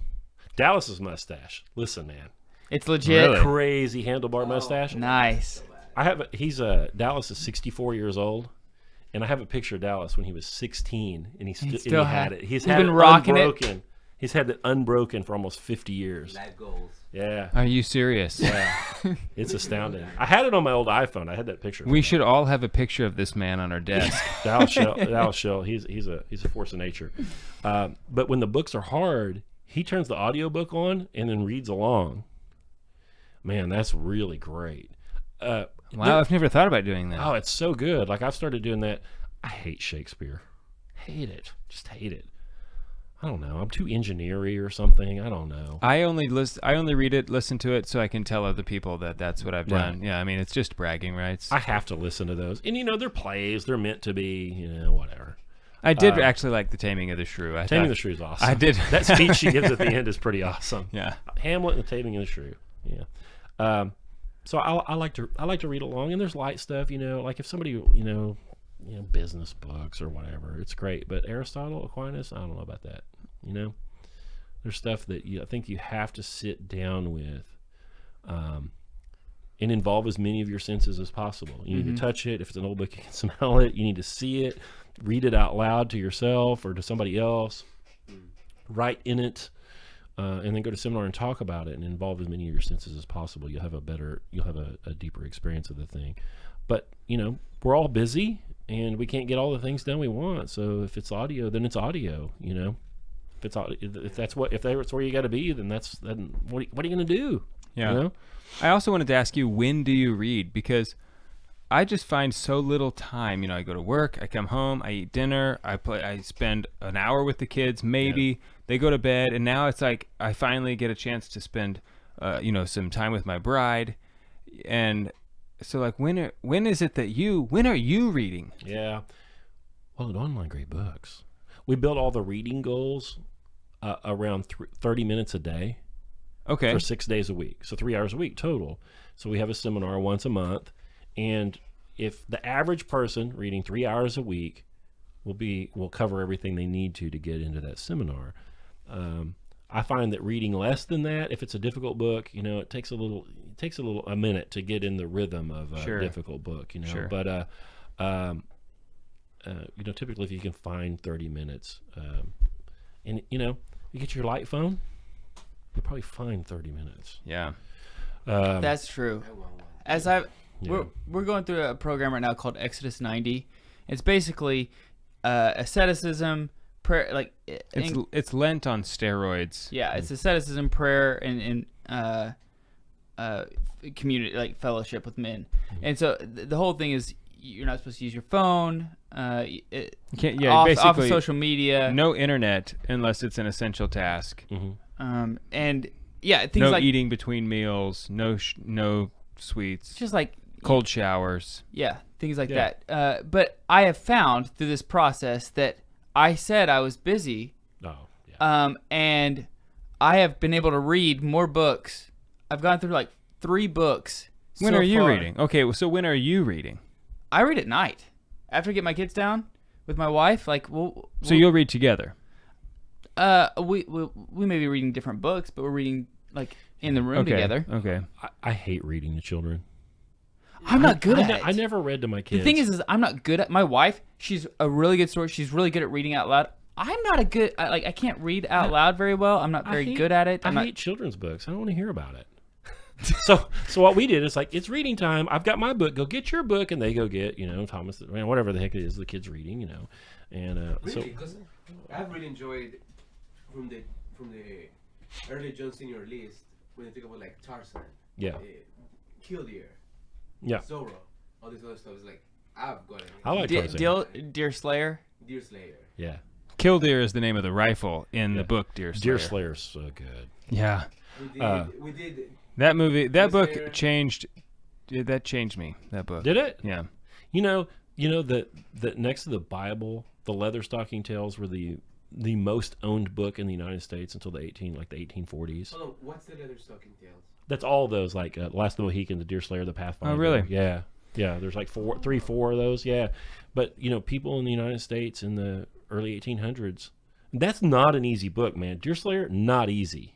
Oh, I love it. It's a great book. What I I wanna be him. what I got out of that book was I don't shit like him. one of the most. what was his name in there? Like, it's a different name in every book. It's like No, Natty Deer Slayer Bumpo. and then Hawkeye. It was Hawkeye. Kier Slayer, yeah, and then but Hawkeye for the Last of the Mohicans, Deer Slayer for the first. And then they call him like Natty Bumpo and some other books. so in Deer Slayer, that's when I realized the importance of pursuing honor for yourself, because here he is, Ugly. yeah, he's not very. Apparently, he's not very good looking. What's the beautiful woman's name? Judy. Yeah, Judith. When he gives her a compliment, this is a woman who gets compliments from everybody. But all of a sudden, now he has the ability to give her a real compliment because of his own. He never own. speaks. He never even speaks. Right, but she knows that he never lies. Yeah. That he is a man of virtue and he possesses honor. And so it's like, that's when it really clicked for me of like, yes, I should pursue honor for myself so that I can bestow it on others. Because if I'm not a man of honor and integrity, then I can't actually honor anybody else, because people say like, yeah, you're just right, you're just blowing smoke. Yeah. But Deerslayer was the character Such a good book. who put that together for me. It's a hard book. Yeah, but Americans used to read that. That was fun, you know, or what they did. I normally will have a couple of books going. Yes, when I read. do too. At, Always. at night, I read the easy one. So I read these John Senior books. Frankly, I read those in the evening because, and then when I read a page and I'm not sure what I read, Time to stop. I move the bookmark back a couple pages and I go to bed. But the harder stuff, you know, I read that stuff first thing in the morning. I have a little reading station in my office. I've got a Songmix, SONGMICS bamboo reading desk. It's this little thing. It kind of looks like a TV tray. It just sits on my desk and it like has a little back that tilts up. Like people probably had these, monks probably had these in their cells right now, you know. And I can put like a heavy book on there and I don't have to use my hands. And I got bifocals so I can adjust that thing and put it right there where my bifocals need to be. And I've got what the heck do you call it? I've got lighting in there and I can aim one of those lights right on that book. And I read my difficult stuff, you know, in the mornings. While I'm fresh and I got a cup of coffee. Still there have and, mental juices Yeah. to spare. I like it. Yeah, I have to read so much. Like I said, I've made myself miserable with it. So I read my home groups book, whatever that is. I read something for the Online Great Books podcast every week. I did 3 or 4. So you're guest appearances. full-time books. Yeah. You're a full-time bookman. Yeah, I sold. Well, not entirely. I sold my business. I had 22 employees or something like that, and I sold that thing in December of 2018. What category? Like what The name what of was the business? It was data storage, and if you've heard of Iron Mountain. Yeah. We have were Iron Mountain in my office. Yeah, we were a regional competitor to them, and I sold. It was a good exit, as the nerds say, and I just do barbell coaching and online great book stuff, and stay at home with the childrens and the wife. Awesome. And how many kids do you have? 2. 2. Yep. Ages are They are 15 and 17. 15 and 17. Nice. Awesome. Yeah, and yeah, it's good. But How are they doing? You think they're gonna make it? That's like Listen. every dad's response to how your kids doing. It doesn't really matter what age your kids No, are. listen. It's like, if you asked me, like, how are your kids doing? I'd be like, they're doing all right. I think I did that for a different reason. Oh, really? I think my kids are doing great. We actually kind of unschooled ours. You guys heard of this? I've heard We actually, the word unschooling. yeah, we actually didn't do a damn thing with them. We pulled them out of school. One was in the 3rd grade, one was in the 5th grade, and we proceeded to do nothing. School in the beginning is so pointless anyway. Yeah, well, we never did do anything. I mean, we never bought a curriculum for them. We never did anything. We did unschooling, and if there was anything they were interested in, we piled the resources on that with them. I would always ask them, "What are you working on?" Talk to them about the things they were interested in, they were working on, and let it go at that. And then last year, my oldest one said, "Hey, I want to take some classes at this little private school here in town. It's called Augustine Christian Academy, and they have a la carte. You can take a la carte classes there. You can just take chemistry if you want. You can just walk in and take one class." And she said, "I want to go here, and this is what I want to do, and here are the reasons why," which is exactly the way I wanted her to behave. I said, "Great." So we went and signed up, and I said, "We're going to have to take an entrance exam, see where you are." I said, okay, fair enough. Let's schedule that. We got in the car and I said, hey, listen, you haven't done nothing in a long time. You may bomb this real bad. She said, well, okay, we'll see. And so she went in and she did their full, testing battery, and she tested right where she was supposed to on some things and ahead of where she was on other things. And we've never done anything. I'm telling you, we've not done anything except make them get up in the morning. And they have taken it upon themselves to do some Khan Academy stuff here and read this book there and, whatever. But it's been unstructured. And we actually did that for some specific reasons. But then this year, the younger one said, I want to do what Big Sister's doing. I said, well, listen, you're going to take these tests, and you haven't had a test in 7 years. And she went and she did the same, where she was supposed to on some things, above on some others, and tested in, has taken a couple classes. She goes on 2 days a week, and it's been fine. And, I wanted to do the unschooling thing, because that's what I have to do.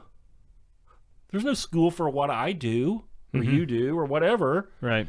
And they've got to find a way to learn how to educate themselves. It's ultimately their responsibility. I will give them all the resources they want. I will give them all the help I can, but I didn't want to give them a paint by numbers thing. And we didn't, and it's been very good. I'm really proud of them, and they're doing great.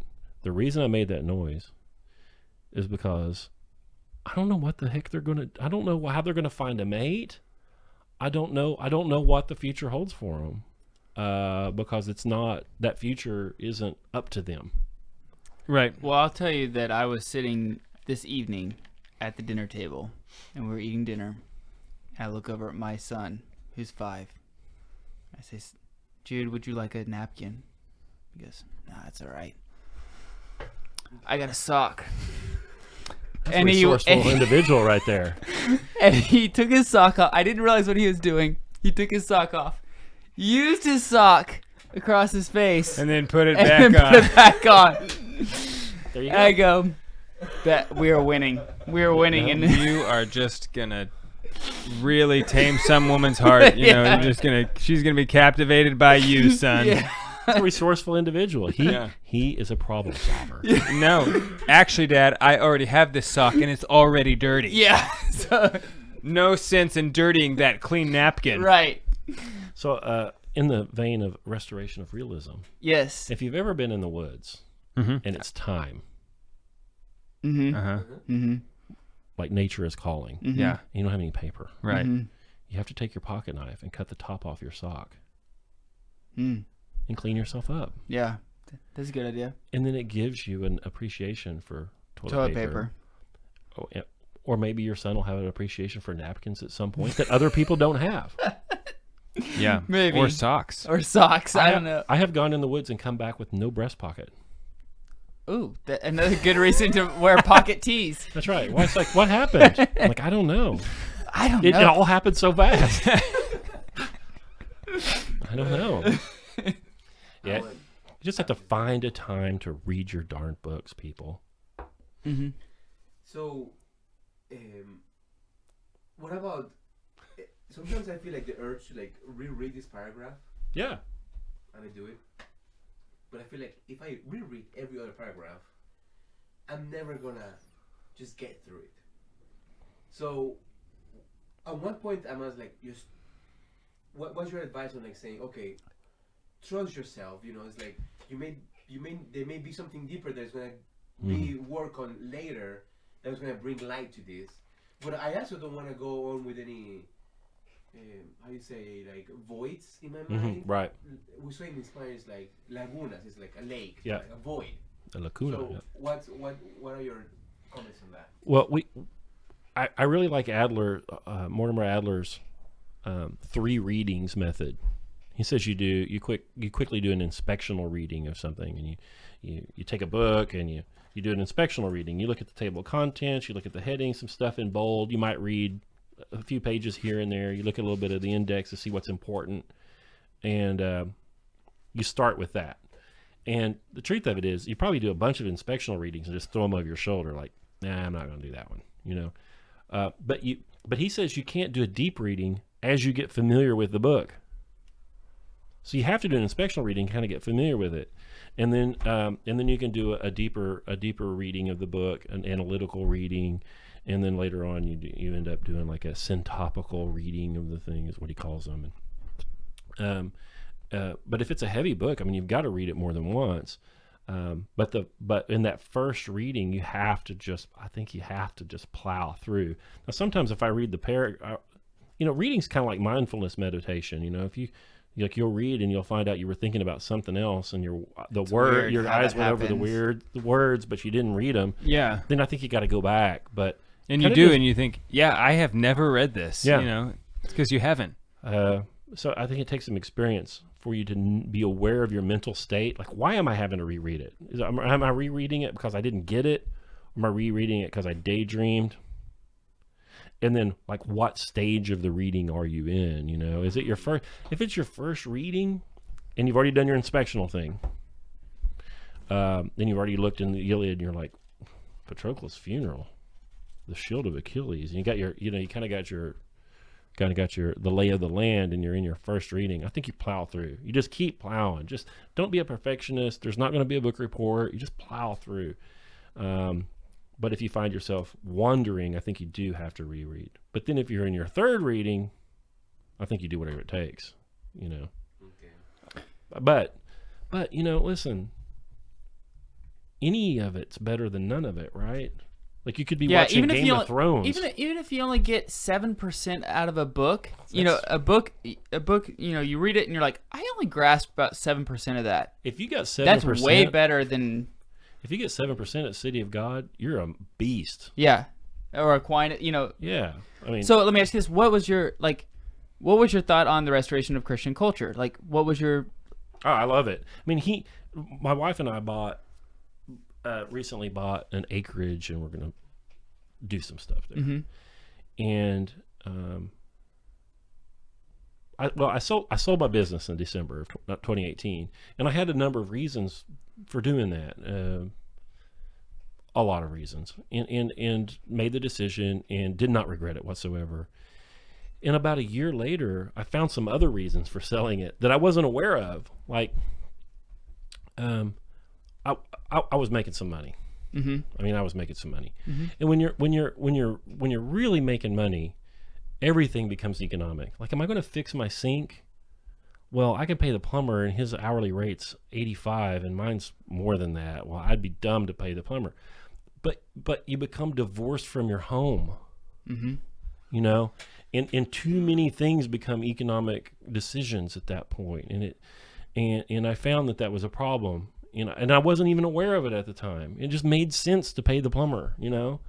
If I do this, right, I'll make more money, and then I can do this other thing. Mm-hmm. But it could have divorced me from my home, and it divorced me from my automobiles, and divorced me from lots of things. It divorced me from some measure of realism. Mm-hmm. You just consume everything. Everything becomes a economic calculus. Right. It's all about not GDP, but like GSP, Scott's product. I became aware of that. It took me eight months or a year after having sold the business to kind of see that. And then recently, my wife and I have bought an acreage, and we have a project. We're trying to create a different kind of home for ourselves and create this different kind of experience. And then I started reading this thing, and he's talking about those problems, like how you create a home and how you create a life, how you create a city. Even like he talks about, how to even create a city, how to create these. He's like, you go to these quaint villages and in Europe, and they're lovely, and you have this wonderful time, and you have this image in your mind you carry with you forever. He's like, those are Catholic villages. Those were based on that way of thinking and that style of education, and that's why they are the wonderful things that they are. And he talks about how to do that. And I just love that he sees everything that you do, or everything that we should do, as a proper manifestation of Christian culture. Mm-hmm. He's like, your house should have a fireplace. Mm-hmm. It should have a fireplace. The center of it. Right. He's like, he doesn't say get rid of your television. He says destroy it. He says your house should have a fireplace. Your house should have a piano. Like, he takes nothing for granted. Right. Like, everything contributes to the good life for him. Yeah. And my wife and I are embarked on that project. Like, I think everybody should be, and it was just a great time to read it, and I told my wife, I was like, you have to read this. And she's like, where are you going? I said, I'm going to go do a podcast about this book. I got to take it with me. Yeah. One of the things that I read, you need to get a piano, Adam. I agree with you. I hate pianos. I'm not very good at. One of the things that we have guitars. When I was reading this book, I realized that we don't see the repercussions of modern advances. We're too, like the Jurassic Park saying, like, we were too busy worrying about if we could do it to know whether we should or not. And like, we don't see that until 50, 60, 70 years later of the repercussions of some of the things that we're doing. Yeah. Like, for instance, like, we didn't know that TV, the black and white TV, was going to yield pornography. What Pornhub or whatever it is, these pornographic sites. We didn't see all these repercussions of where certain things were going. We didn't see that the nightly news is pornographic. Then violence, advertising, porn, almost every commercials in general are pornographic. Right. We didn't see that 50 years ago. But here they are now. The same thing with like music. Music was, if you wanted to go hear music, you had to go see somebody play it or play it yourself. Yeah. Now the stereo and radio and everything else, you don't have to do that anymore. So we don't see some of these things that happen, like he talked about with the TV, and it made me remove my TV from my living room. Let's give Adam a hand, everybody. Not that, no, that's not what I was wanting at all. But I mean, can I just point out that I did it first? Oh, you did? I did it first. Okay, wait a minute. Did when you did do you it? do it? Did you do it? all three of us now have our TVs. Did you do it before away me? From our, Yeah. all did it three of us before now me? do not have I didn't TVs know in our that. living room. Excellent.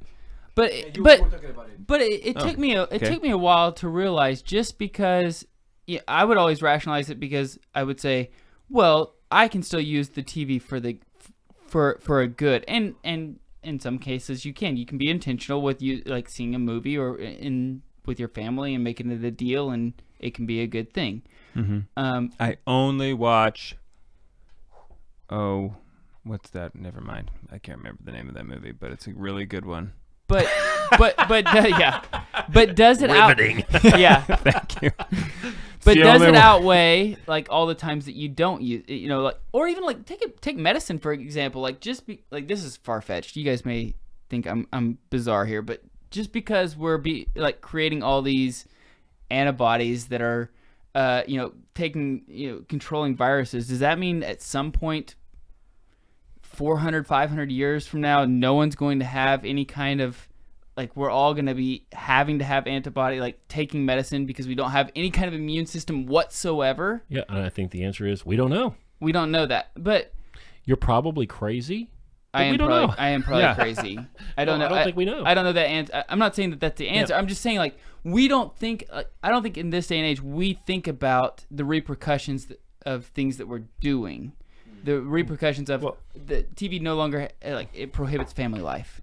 On the Online Great Books podcast, wasn't a couple months ago we read Man Against Mass Society, Gabriel Marquez, French Catholic dude, and he talks about how our ethics always lag the technology, and it's a fact. I mean, there's nothing you can do about it. You come up with something new, and it takes centuries to find out what the best and proper uses of any given thing is, and change is just happening too fast for us to be able to cope with it and use it judiciously. Mm-hmm. I just recently read The Medium is the Message by Marshall McLuhan. Oh, yeah.